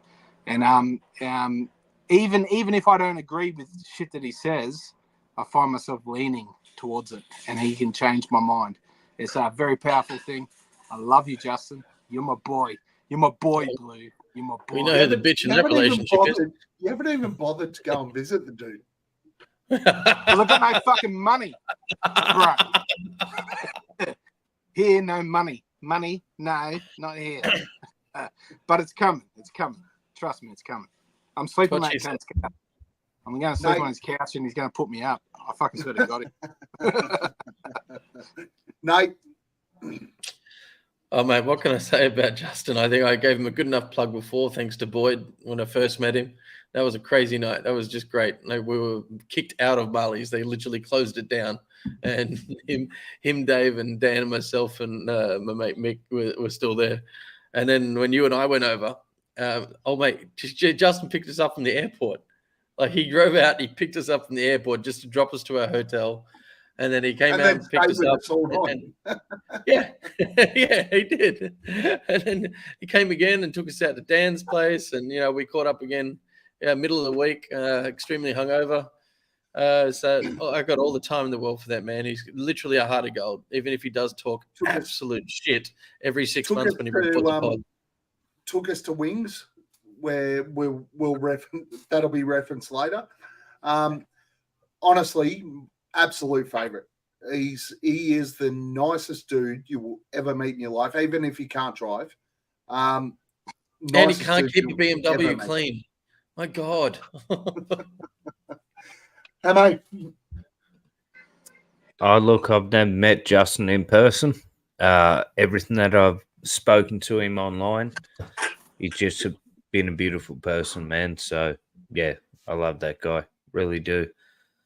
Being heavily involved in our chat, awesome. It's great.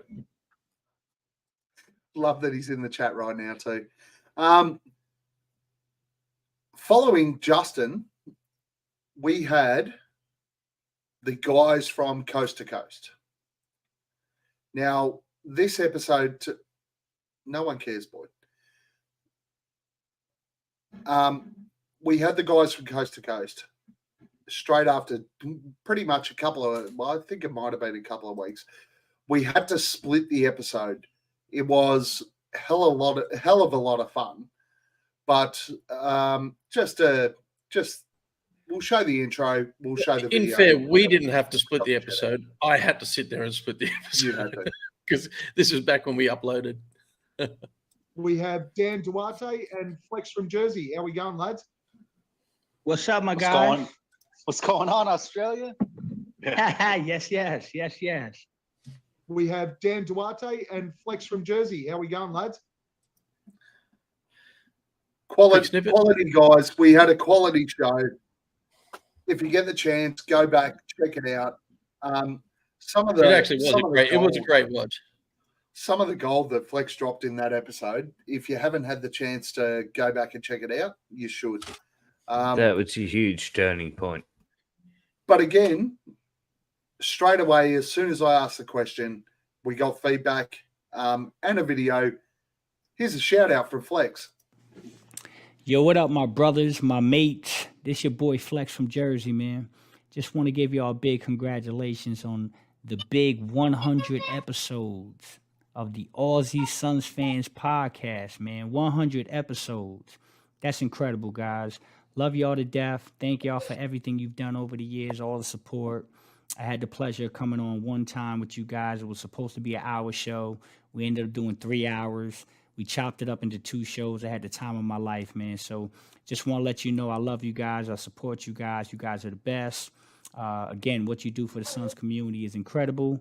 And here's to 100 more, man. Get me on more than one time before y'all get to 200, though, man. Love y'all to death, man. Peace out, Planet Orange.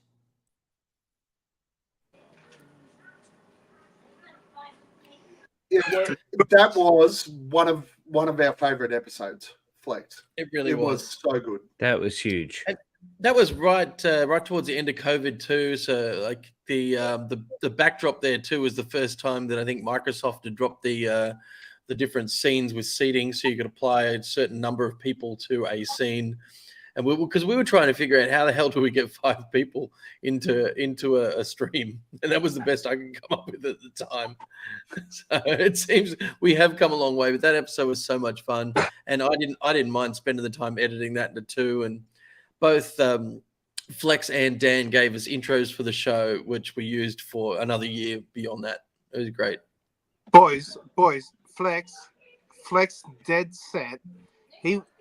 He is a guy that we stand over, right? And and right back in the initial days, I had my own sort of skepticism, and it was actually Justin that fucking put me straight and said it was never public skepticism. It was always just fucking like, oh, what the fuck, man? Is this kind of on the real?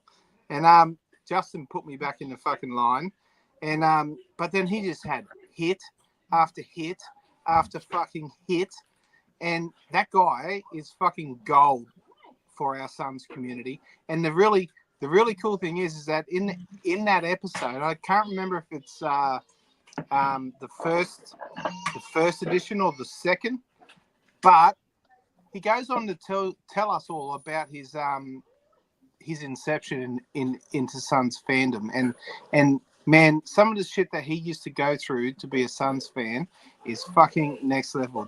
From the newspaper clippings to fucking just the old 90s. His story was similar to ours, right? It really was. And his thing, but we didn't get that shit in the newspapers every day. We got that on a weekly recap type thing. It wasn't in our newspapers, but that fucking cunt used to clip shit out of newspapers and fucking put it into like a fucking scrapbook, and fucking and that was his fucking Bible for the Phoenix Suns. And me listening to that, it really hit home with me, because that's similar. Like we didn't get it every day in the paper. We got it weekly on the fucking on the show, or we had to buy magazines monthly and all that sort of shit. But it was nice to see that from a fucking, an old school Suns guy, a remote old school, because he was in New York, of course, but him putting that together as a remote Suns fan within the States, and just the way that his sort of fandom grew and his love for the Suns grew was powerful, man. And I bagged Flex on a previous episode, right, where I said, because he didn't respond to one of my Twitter messages, and I said that when I get married over there in Phoenix, he can be my flower girl. I felt really bad about that afterwards, straight afterwards. And I'm so sorry, Flex. I'm so sorry, mate. I'm fucking so sorry. Yeah, please forgive me. Hey, fucko. I was only fucking with you. Fucko, credit to your family right now, bro, because as you've been talking, they've just jumped on the TV behind you, logged into YouTube, and chucked our live feed up behind you on the TV.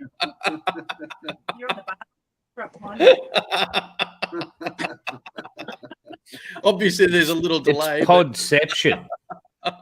One of the things. Hey, shout out to Suns Geek too, because you chucked his comment up, Gav. He asked what I'm drinking. If you missed earlier on, this is mine and Gav's Phoenix boots. They're screwdrivers. So one of the things I forgot when we spoke about Justin, this was one of my favorite episodes of all time, with some stories. There's 2 here. I'm going to play 2 stories. The first one is Justin. The second one is Nate. But these are 2 of my favorite stories of all time. Justin, Nate, enjoy. 3 seasons ago, pre-COVID, I got a really awesome selfie with Tom Chambers after one of the Suns games, and he was like super sauced up at the bar right next to where they used to do the post game after, like outside. And he had like 12 people like in suits he was talking to. It was not like a business thing, but clearly they were all like associated somehow with the team, what have you. And me being the dumbass I was, we were about to leave. I'm like, I got to do this. I'm like, Tom, I'm sorry. I don't mean to interrupt, as he's like mid-sentence with all these people. You're my favorite Suns player when I was a kid. and you had like the most glorious hair. I just loved it. And can I just get a selfie with you? And he looks at me, he goes, as long as you never say that to me again, yeah. I was like, deal, let's do it. So I got that selfie with him. So I'll go Tom Chambers for that reason. But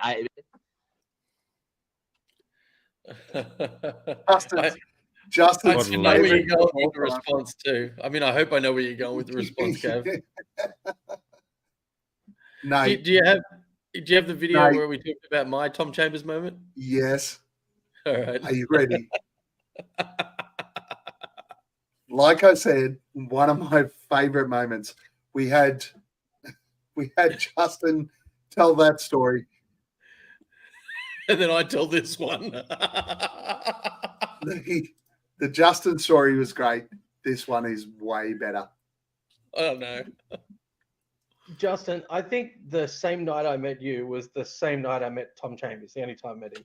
And it was as awkward as your situation. I didn't use quite as charming language as you did. I just stood next to him at a urinal and I'm taking a piss. And I looked to my left and was like, holy shit, there's a giant next to me. And it's Tom Chambers. Don't look. So, you know, what do you do? What do you do to meet someone in that situation? You wait for them outside. You wait for them outside. I did. I waited for him and he walked out the toilet, walked straight up to him. I just figured as soon as he heard my accent, he might understand. At least you didn't ask for a selfie while you're at the urinal. But I did get one outside the toilets. Yeah. Hey, that was gentlemanly of you to at least wait. So there you go. Be zipped up. You know. That's awesome. That was a nice awesome. way.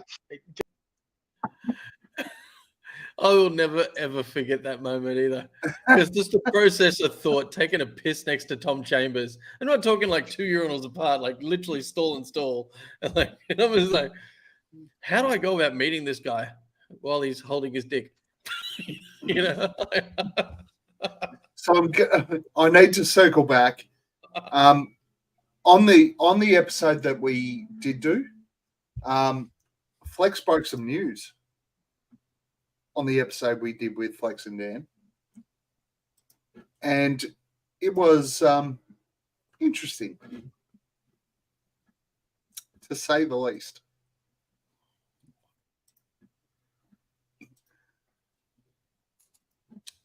And yeah, I didn't do that well. No, it's a little bit of dead air, goes a long way. Yeah. And we're thinking. Hey, you know, it wouldn't be 100th episode without a little glitch. Why not? At least, Hammo, you're not the glitch this time. Well, when you got this many clips to chuck up, you know, you need to compensate. Tell us why. I'm going to tell you right now that I know this 100%. Ryan McDonough was ready to draft Frank Kaminsky if he was on the board over Devin Booker. 100%. Fucking 100%. And I'm going to tell you, the night of that draft, I we had do that. Love some Frank too, though. That's yes. I love. Tell us why. Tell us why. We had that was something that most of us was pretty shocked about at the time. I think fuck that didn't happen. Not sure what that had to do with Tom Chambers, but that's a great drop. No, well, I've just rolled back to where we were. Jesus.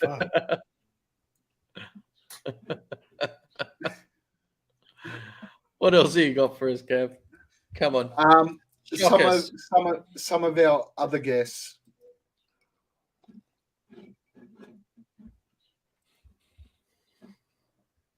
time ever on our pod. He's been harassing me in chats and everything else on everyone's in all of the other pods.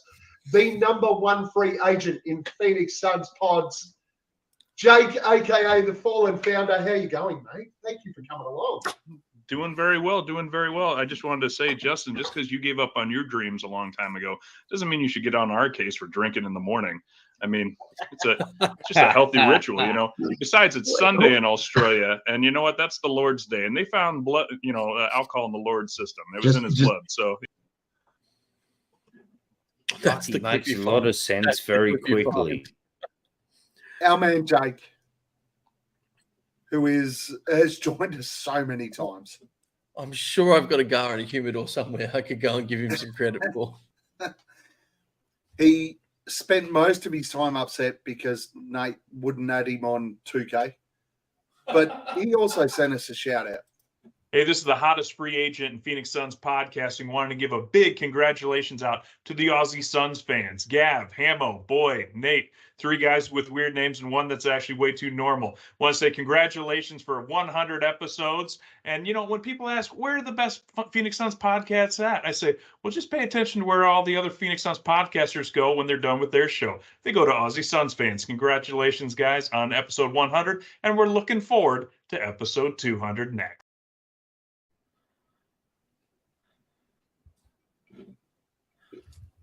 Love you, Jake. Jake has been a really, really, really good part of this show. There's a little Cohiba here hanging out my mouth in credit to you, Jake. And by the feel of it, I have not looked after it because I haven't looked at my humidor for months. Roberto Cohiba. Boyd not letting us down by holding the young children while he's swearing. Outside of that, I'm off mute now. I just want to say, I just Here's have to you, to jump off Jake. mute because it's starting to get loud around here. This is my boy Charles, named after Charles Barkley. He's just a little bit upset right now. But Jake, Yeah, Chucky. are you want to hop down? Okay, hop down. Jake, Jake is my favourite Marga guy that I've ever met in my life. Now, I don't generally like Marga. All right? I don't like Marga. I don't go too far right. I don't go too far left, just so as everyone knows. But as far as like fully fledged Marga cunts go, Jake he's actually a nice person. He's a nice person, and he's very, very, very, very. Yeah, he's very, very knowledgeable on the Suns, and he's a guy that I can really picture myself knocking back a lot of. He's not a Marga dude because he's a whiskey and a cigar guy, and I can fuck with that big time. So let's go, Jake. When I get over there, you better fly your ass over from Idaho or fucking Iowa. Iowa should be Idaho because they're very similar and they're probably very close. Not even close. I'm sure the people there feel differently about that. They are likely very close together. Idaho and Iowa. Iowa shouldn't be a fucking name of a state or a city or wherever the fuck it is, but Idaho is where it's at. Is what I'm saying, Jake. Just fucking get real, man. Move to Idaho. So stop fucking it up. Hammo. Is he froze or is he just pulling a real good moment? I'm just fucking lost for words after that. I really am. Just lost for words. Jake is an awesome friend, an awesome person that's contributed to the Aussie Suns Fans podcast. Got nothing but love for him. Nothing but love for him. It's Iowa, right? Idaho does potatoes. Iowa does corn. Fucking really awesome heavy metal bands. And probably meth. I don't know. Right. Boyd's loving this shit, isn't he? Look at him. He's just loving it. Loving himself, as usual. Has Boyd got the about to spew face? No. We know his threshold. He's a fair bit off yet. Yeah, he's still got some time. Why? All right. Why? Nobody drink. Our next shout out. Foster's logos on this episode. Like we might actually be why Foster's becomes popular again in Australia. Our next shout out comes from someone who copped some shit for pretty much the first 2 seasons. Part of Fanning Flames, Paul. Hey all. This is your boy Dervish of Whirl. Just wanted to give a big shout out to the folks over at the Aussie Suns Fans pod. I think I got that right. These guys have become boys over the last couple years. In fact, Boyd was one of our first super fans over at Fanning the Flames. So had some good connects. Glad to have been able to hang out with y'all. Happy for you to see you get to that 100th episode. It's a big deal. Looking forward to you hitting that 200th episode and being around to see everything you guys do, and hope to see you guys back out here in AZ again to hang out. Or ideally, I get to make it out to Australia so I can see all those giant spiders and weird animals you have and shotgun a beer with you guys. All right. Have a great one. Keep it up. Later. Oh, Dervish. Mate, shout out to you, because one day you, Justin, and Dan will actually record a 100th episode. On that day that Justin hooked up the Wings Day, and we caught up with Justin and Saul and Dervish World, I sat at the bar with him. I sat inside with Paul, and it was we must have lost an hour and a half sitting at the bar. I think we ordered wings on our own and drank some beers and spoke to randoms next to us. And that was actually a really cool little moment, just to hang out with him one-on-one and just not actually put shit on him for a change, because he never came onto our pod. Yeah, well, I spent some time with Paul last year in the playoffs. I think at the Suns Jam catch-up, Paul and I sort of sat there and watched the game. So, dude, thank you for the shout-out. The only reason it took so long for us to get you on the show was Boyd. He said to us, "You're the irrelevant piece of the Fanning Flames." I believe his words were, "Why the fuck will we get him on there?" I never, ever, ever said such things. I would never say that about you, fucking Paul. I love you, Dervish of Whirl, and I love you and the recent reference I made to your partner, Dervish of Girl. Dervish of Girl and Dervish of Whirl. It's meant to be. If Paul has been, again, similar to Justin, he's been my guy right from the fucking start. And he is still yet to have an arm wrestle that I challenged both him and Justin to have. You haven't even showed up. What's that?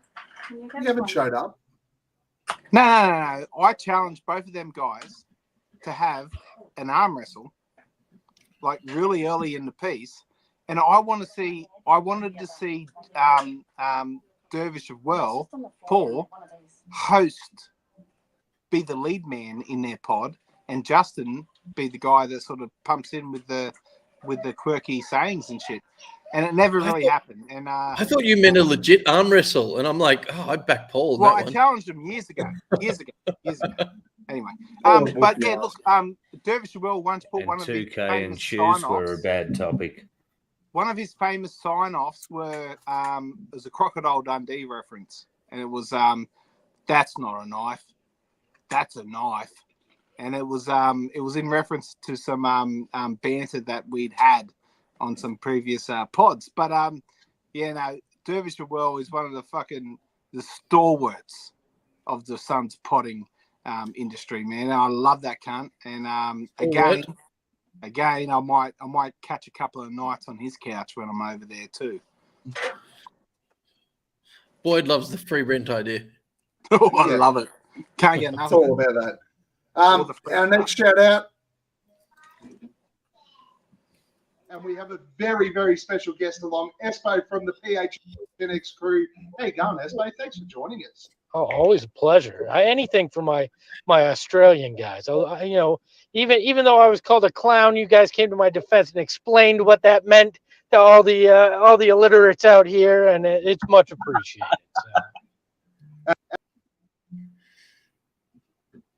And that was semi-recent. That's in the last year, because that was me in Singapore. So That's good. Yeah, it wasn't that long ago. I fanboyed out on that episode. I was like Boyd when Justin spoke to him. I was like blushing. It was like, oh fuck my god, Espo's on this episode. Shit. We were pretty excited, but he gave us a shout out. Hey guys, congratulations on 100. I love that you keep all the fans across the world informed, and I'm still surprised you haven't been canceled yet. Good luck. Keep it going. Let's wait for 200. In fairness, so are we. I'm pretty sure Cable made the comment early on. It's like, guys, if you keep saying that shit, you are going to get cancelled. They're going to close your channel down. We've certainly been close to being cancelled. And here I stand. How good? That's gold. How good is Espo? Like that cunt has the most annoying voice in the entire fucking podcast world. Like he's got that grimy fucking New York. I think it's a New York Brooklyn type of fucking slang. That he's just an annoying voice, and it's grown on me, and I've grown to love it, and I love that cunt, and I always have. It's unique. But you know what? Espo, for all the shit that I fucking bag on him, he is actually, as far as historians go with the Phoenix Suns, the cunts work for the Suns.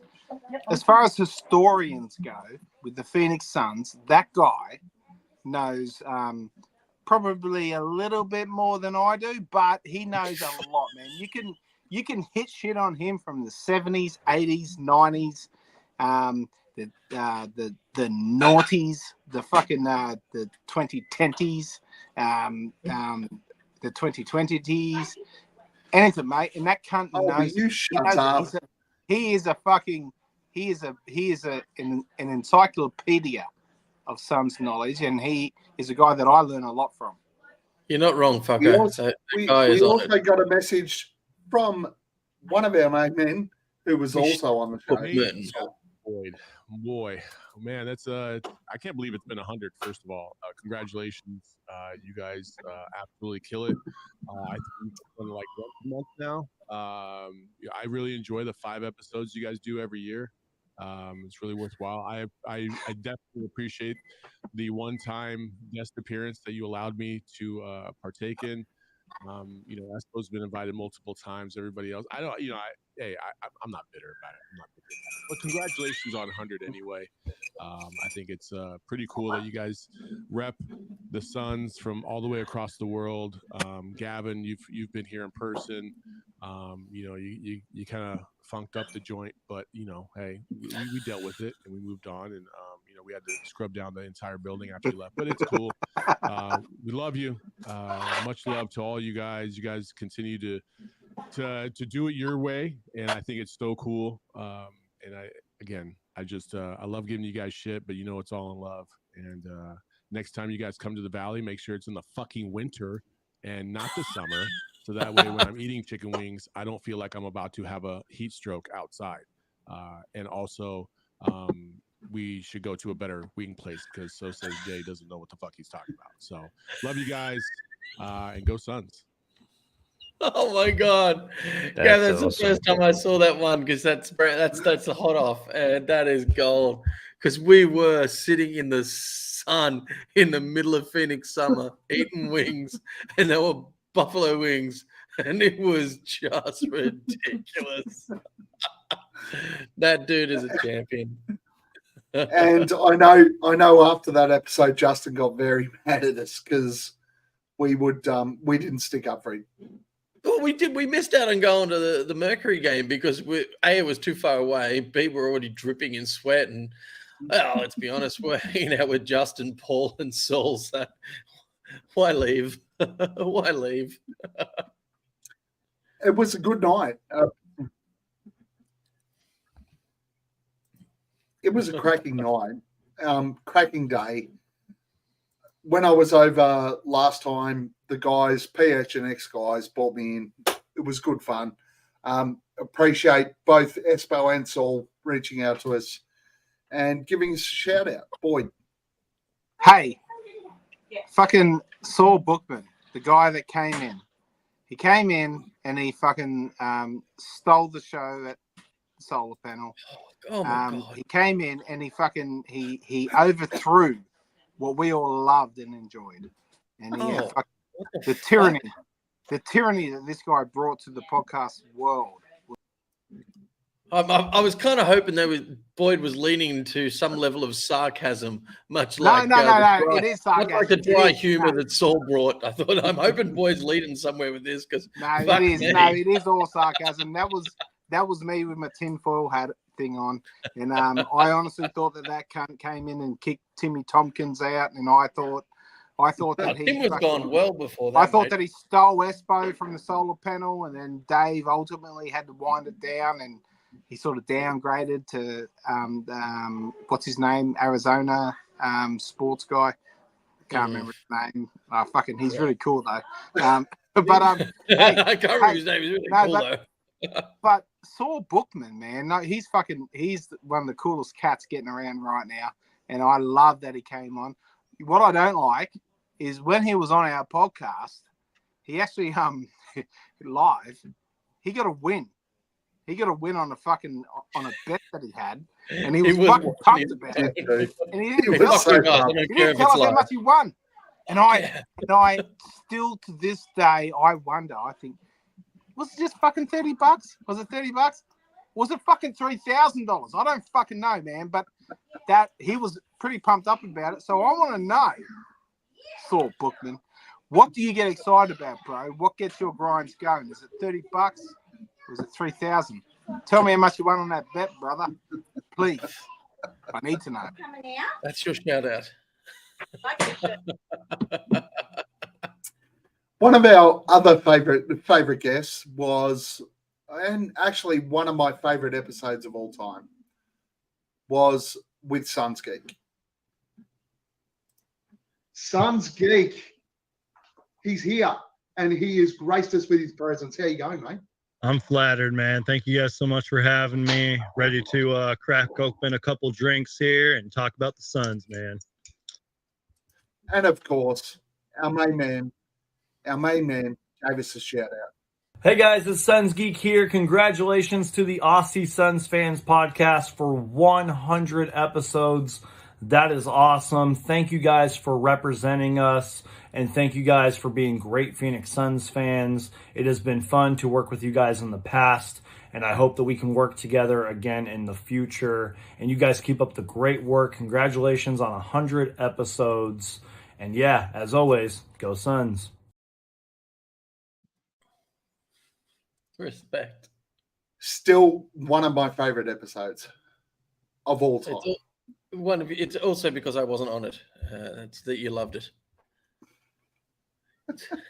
Yeah, that's probably about right. Suns Geek, I would love to be on an episode with you, bro. So make sure you tell Gav to get you back on and let me be part of one. Your content is real. Love it. Another one of our favorites, and we always love this guy joining the show. He's been on a number of times, but the man from the Suns Jam session, and we have all developed an amazing relationship with this guy. I know, Hammo, you've spoken to him. Boyd, Nate, we've all spent time sending messages to this guy. Mm-hmm. He is so open and supportive and just wants to make everybody have the best Suns content that they possibly can. The first time he came on, interesting enough, John Voida. And of course, it's Aussie NBN. I mean, it's part of the joke. I know that we did a tour of your fridge at one stage there. That's right. On one podcast. But here for the first time, John Voida at Darth Voida. How you going, man? Cheers, mates. Cracking cold ones with the boys. Yes, I'm drinking a Mai Tai tonight. Mai Tai. It's Sip 'em if you Australian. got 'em. Yeah, sip them if you got them. On our podcast for the first time properly. I know that we did a tour of your fridge at one stage there. Is at show 100. The big hundo. Congratulations, boys. I had no idea you guys had done that many episodes. You do one a week, so I guess if there's 52 weeks in a year, it takes you 2 years and, 4 weeks to hit that. So apparently you've been doing the podcast that long. I didn't know you guys existed until episode 87. So shame on you and your marketing team. In all seriousness, though, guys, love tuning in on Saturday afternoons, neglecting my family to hang out and call you guys a bunch of cunts and say dumb shit in the chat, and every now and then I'll pop on, and it's some of the funnest podcasting I get to do is when I don't have to MC and I just get to make fun of you guys. So cheers, my friends. Looking forward to drinking beers when you're all stateside, and again, congratulations on 100 episodes. Really quite an accomplishment. That's just gold. Love John. John Voida is one of the nicest guys you will ever meet. I got to hang out with his family, sit out the back, drink beers, look at his tortoise walking around the backyard. Such a great dude. He has been so supportive of this show. John, I got to tell you, man, we have to have a beer together.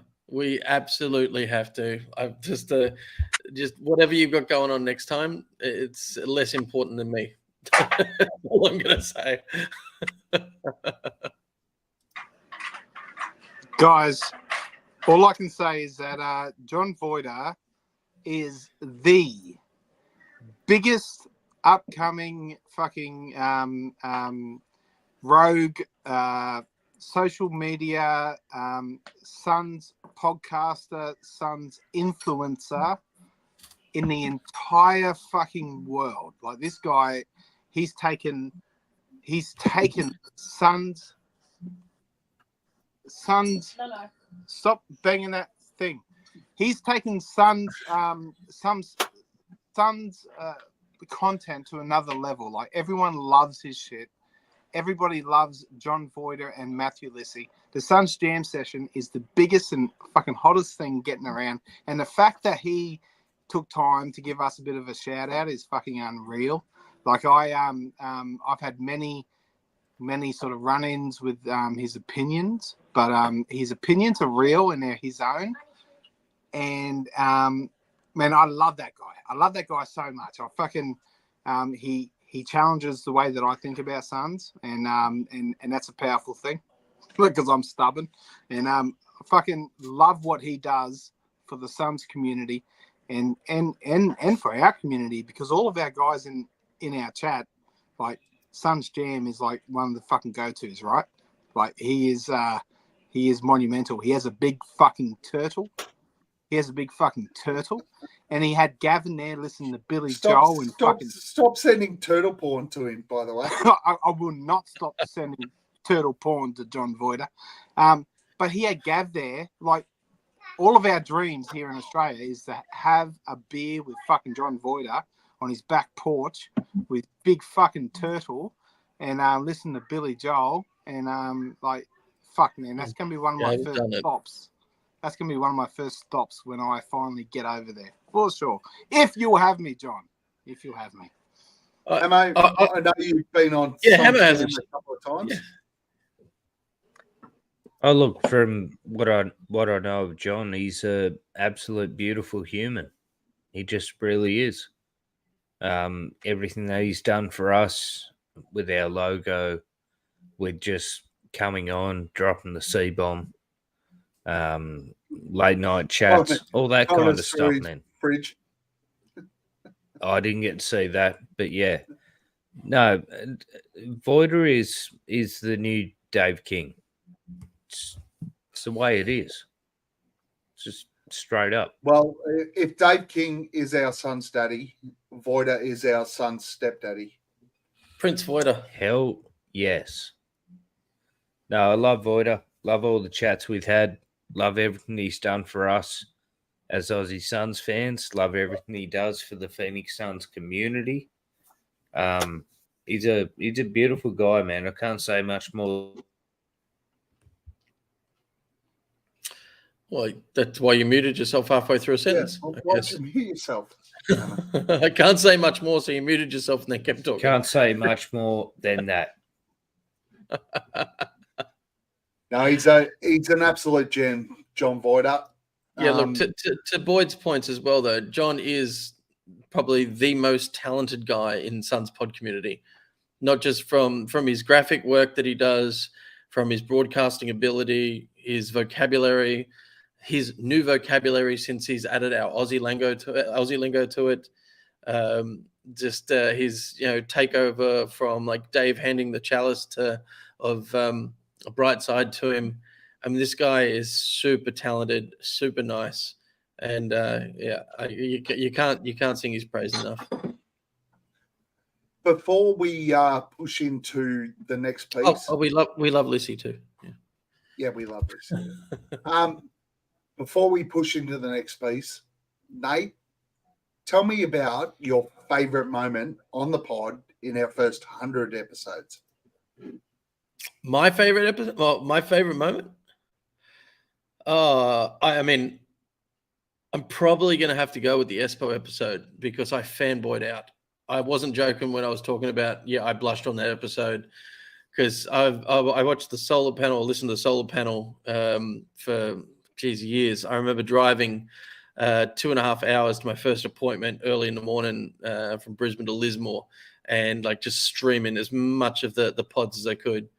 And it was Dave, Espo, and Tim at the time. And knowing Espo's history with the Suns and knowing the media credentials, that was my first sort of pod fanboy experience, I guess. So when Espo actually agreed to come onto our pod and he showed up and he said no holds barred. And I remember you Gav, and Boyd, you were like, oh, yeah, don't ask him that. No, you can't say that. And then he literally said, yeah, ask me anything. I don't give a shit. And he invited anything we could curveball at him. And that was probably a moment for me that I will never forget. If you watch the video, I'm probably blushing like a little motherfucker. So I'm seeing how the Gav's dropped off here at the moment, thanks to the Australian NBN. Do you want to chime in there, Boyd? Take yourself off mute. I'm here, mate. I'm here for you, brother. You hold it up, brother. I've got a little bit of background noise, but I know Gav was about to ask me what my most memorable moment on the podcast of the 100 episodes. Yeah, tell us, Boyd. My most memorable, apart from spraying you, Nate, for fucking waffling on about OKC just a couple of God, that's only a week old, you bitch. Get over it. Get over it. Change your tampon and move on with life. I have totally moved on, mate. I've stopped putting steroids in my ass, and we are all good. We are good. Hey, but your entire memory in 4 years, your favorite moment is hanging shit on Nate 1 week ago. No, I said apart. This is actually the first time you lost your right shit up there. I said apart from that, that's right up there in my top moments. But, oi, I really, and it's the fanning the flames overall. Overall, it's the fanning the flames integration that we've managed to have. And I know Dan came into it like later in the piece. Dan Duarte, by the way, is like the guy. He's like the alpha of all fucking Suns podcasts.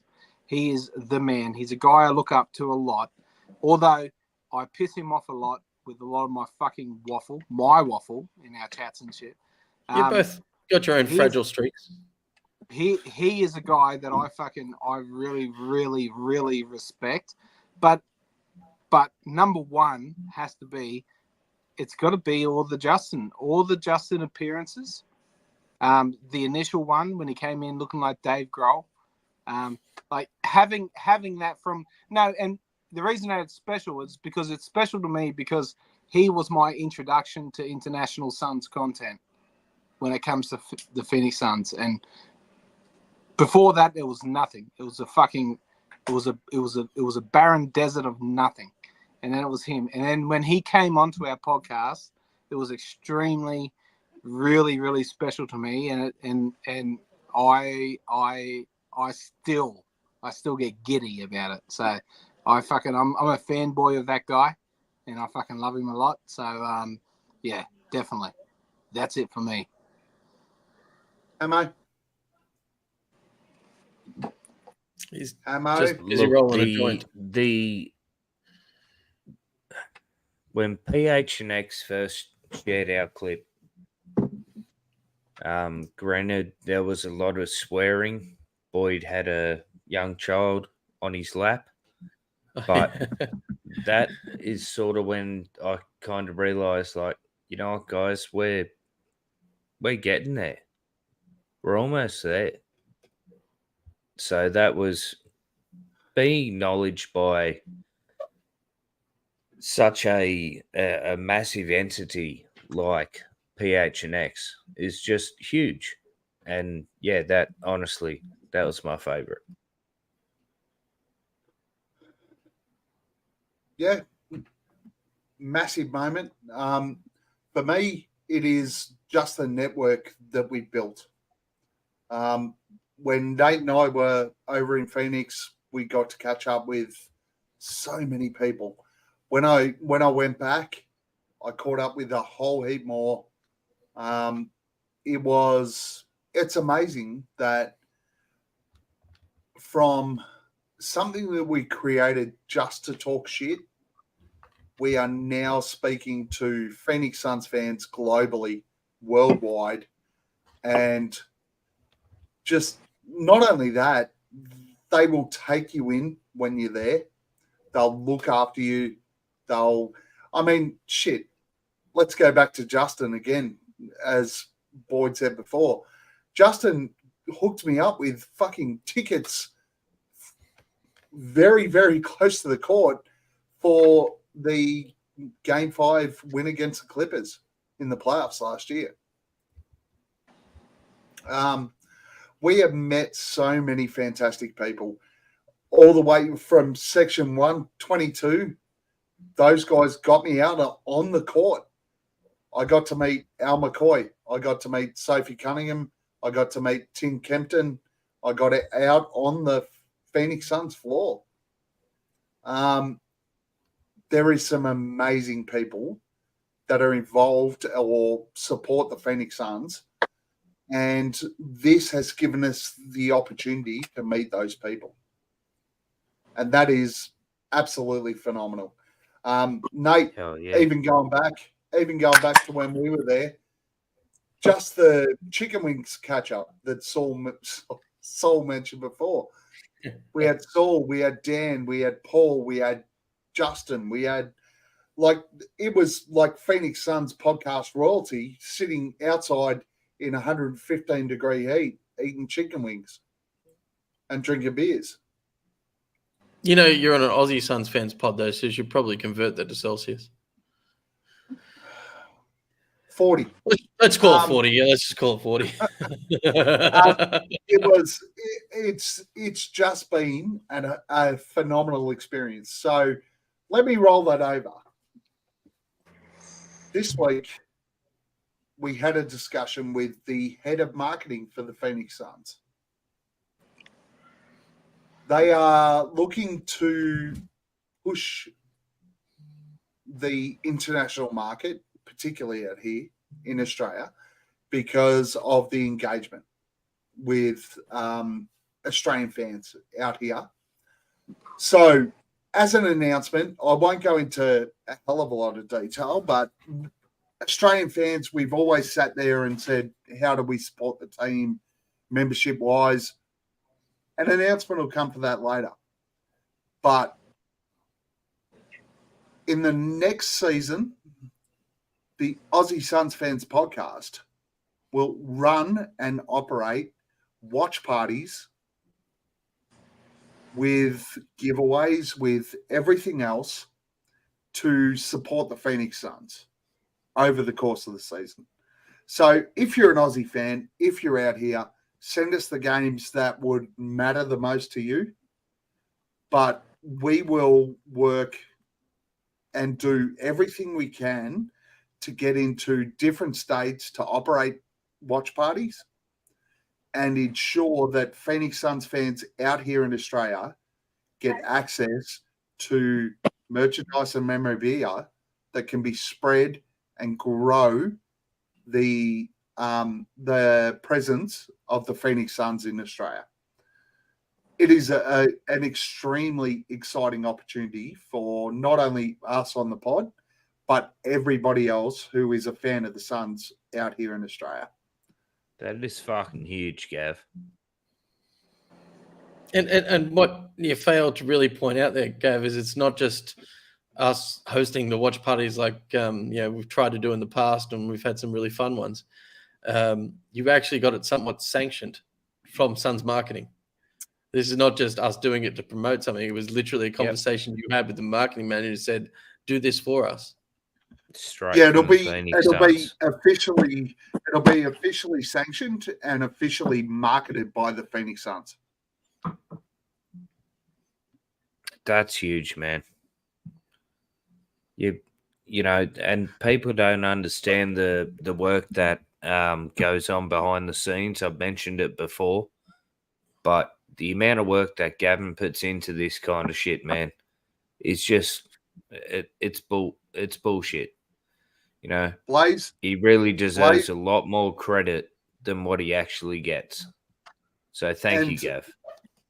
This comment here, the lack of being able to get Suns jerseys and merch is BS.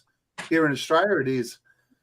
The fact of the matter is, the conversations I've had, this will become a lot easier. Awesome. Boys. And to show you guys before Boyd goes, to show you guys, as part of our celebration for 100 episodes, the discussions I had with the Suns, to show you guys exactly, well, it's kind of serious, but we did not Photoshop this. It's legit. We received this legitimately from the Phoenix Suns to celebrate 100 episodes.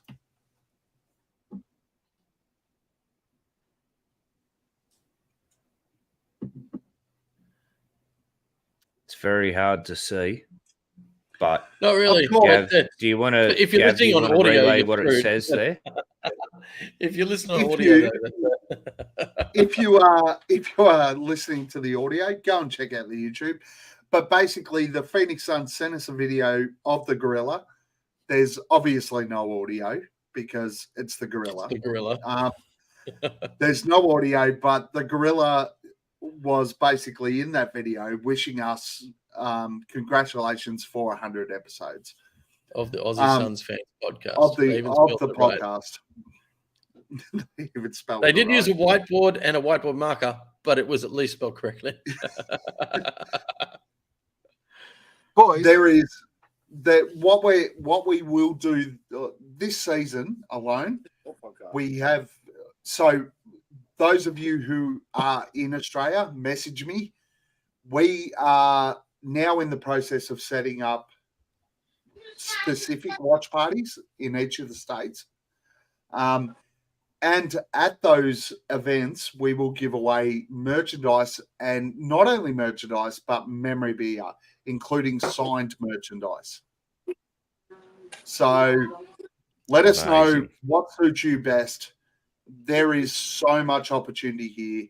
The international memberships will give us access to stuff we normally can't buy, but we will, maybe not Nate, but Boyd and I in particular, and hopefully Hammo, depending on what he can do, particularly around Sydney, we will head to these watch parties and we will do giveaways on behalf of the Phoenix Suns here in Australia. I mean, we're already working on one before Christmas that I know I can fly in for. So. That is huge, man. Huge. I can't. I'm gonna get some fucking I'm gonna get some fucking lists together, and we're gonna do some shit. I'm gonna spearhead the shit in Gav's ultimately gonna be the ultimate planner of all this sort of stuff. But lo and behold, I will be a staple of all the Brisbane get-togethers.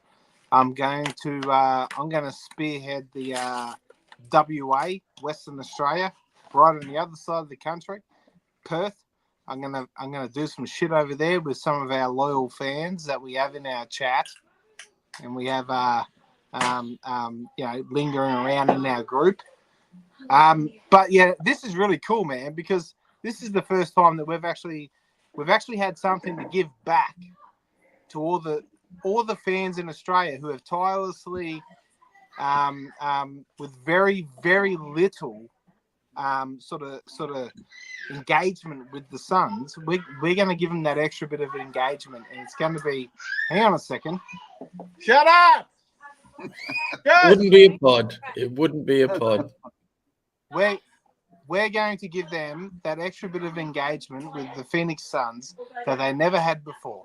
And we're going to do it from state to state. There'll obviously be some South Australia action, some Victoria action, some New South Wales action, some Queensland action, some WA action. Northern Territory action is a possibility if there's any fucking person that likes basketball in that state. Have they got TVs up there?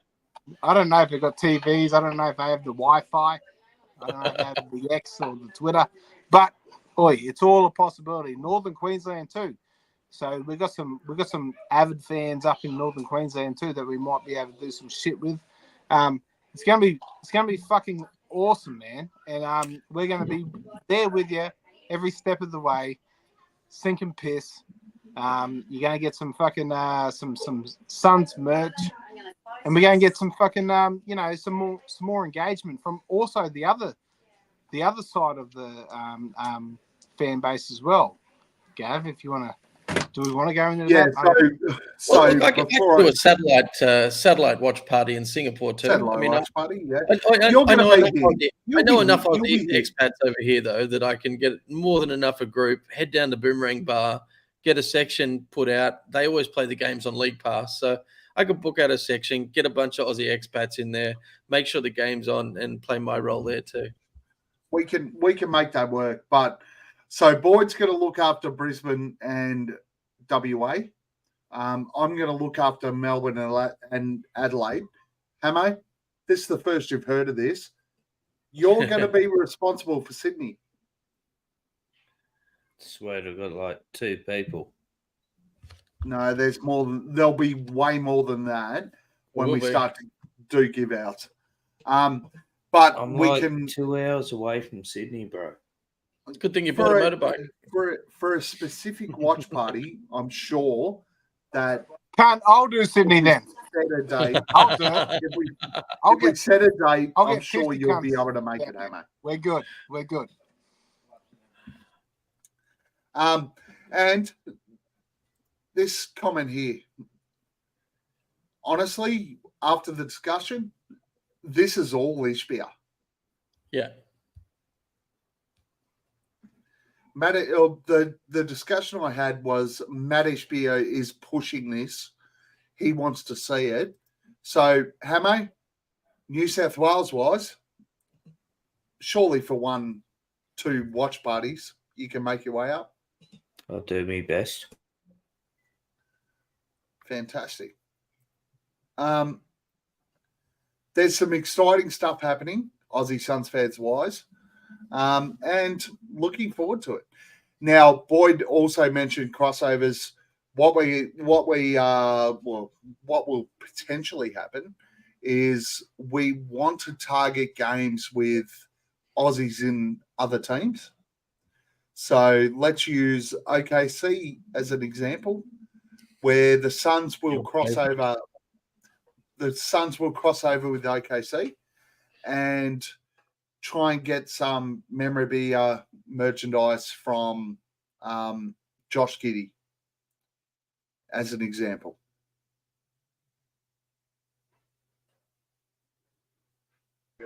And if he refuses, I'll just forfeit that shit. I'll just fucking I've got a good calligraphy type of a hand. So I'll just fucking do that shit. We're good, boys. We're good.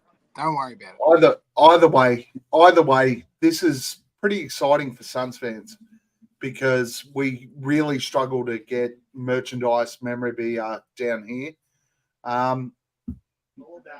Exciting opportunity for the group and for Suns fans overall. So, hoorah! We'll get in touch with venues. We'll get some happy hour treatment. We're good, man. We're good. This is going to be these watch parties are going to be fun as fuck. And like I said, all of us guys are going to be attending, or at least one of us to each one. So it's going to be fun as fuck. We're going to get fucking going to get up on it. Oi, and guys, just quietly, a bush turkey has just rocked up right over there, and I'm going to go and try and get it in a second. Shoot it. They're hard to catch, so make sure you kill that thing first go. Gents, it is exciting though, Gav. Like, congratulations, mate. And you've reached out, and then you finally got that breakthrough last week. So that's good. Or this week. Done amazing, Gab. Well done, mate. Yeah, there's some exciting stuff coming up. But gents, it's been a pleasure. Thank you so much for joining us. Episode 100. It's gone for a long time, nearly 3 hours. Oh my God, there's the filming a bush turkey. Boyd is filming a bush turkey. Hammo, where do we find you? Oh, you can check me out at Sir Hammo on Twitter. So happy to be a part of the Aussie Suns Fans podcast for 100 episodes. Check out the new Suns Planet podcast coming out with Sundara Stunks, Fallen Founder, and myself. But yeah, no, just beautiful that everyone can get involved. It's been a long time, man. All of us put a lot of effort into this, but massive shout out to Gav and everything that he's done. And Boyd's fucking up my shit like usual, but yeah, massive shout out to Gav and everything that he does behind the scenes that your motherfuckers don't realize. It's a lot of work. So yeah, Boyd, thank you, Gav. Thanks, buddy. Boyd, eat my ass, Hammo. Big old spoon, go for it, bro. Oi, no, but I'm only kidding, Hammo. I love you, man. But oi, I love you, cunts. I'm about to go and get into a game of poker, big stakes, like $50 buy-in, and guys, catch me at fucking Buds 83 or at Fucko, and we can fuck around. Let's fucking go, boys. Fucking good day. It's a good day for it. Let's go. Nate. I'm just going to reference, was it GOD3 in the chat? He brought up a really interesting comment a while back. Remember when he tried to change the name of the fucking podcast? I did. You got fucking influenced by Voider and tried to change the name of this fucking podcast just because the Americans couldn't pronounce it. Just to try and make it easier for them. Fuck that. You're an idiot. At the most, let's call it an acronym. We've started using an ASF quite a bit, so we might end up using that a little bit more in the future as this goes on. But boys, it's been an absolute pleasure. I can't speak highly enough of each individual one of you for what we do together and how much shit we put on each other. And Gav, like you pointed out before, mate, we've ended up best mates from nothing. We'd never met each other. We met at we organised a watch party in Brisbane, and then next thing you know, we're both on a plane to Phoenix to watch NBA finals that never happened. So, this has been absolutely fantastic. And even with me moving across the ditch to Singapore, we still found a way to keep this happening. So I'm proud as punch is what we're doing. And in 1 week's time, we'll catch up again. You're going to be here, sir, for the granny. I'm excited to do that because you're like I consider you and Hammo mate, like absolute mates. And then Boyd's there too. Fuck you. I'm gonna fucking we'll talk after this, motherfucker. We'll talk.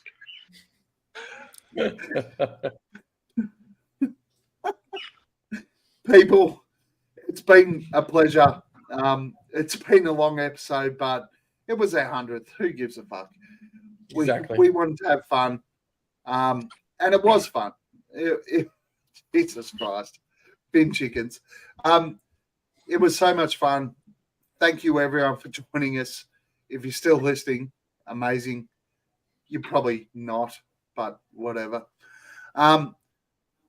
Keep an eye out for the watch parties. We're going to start advertising that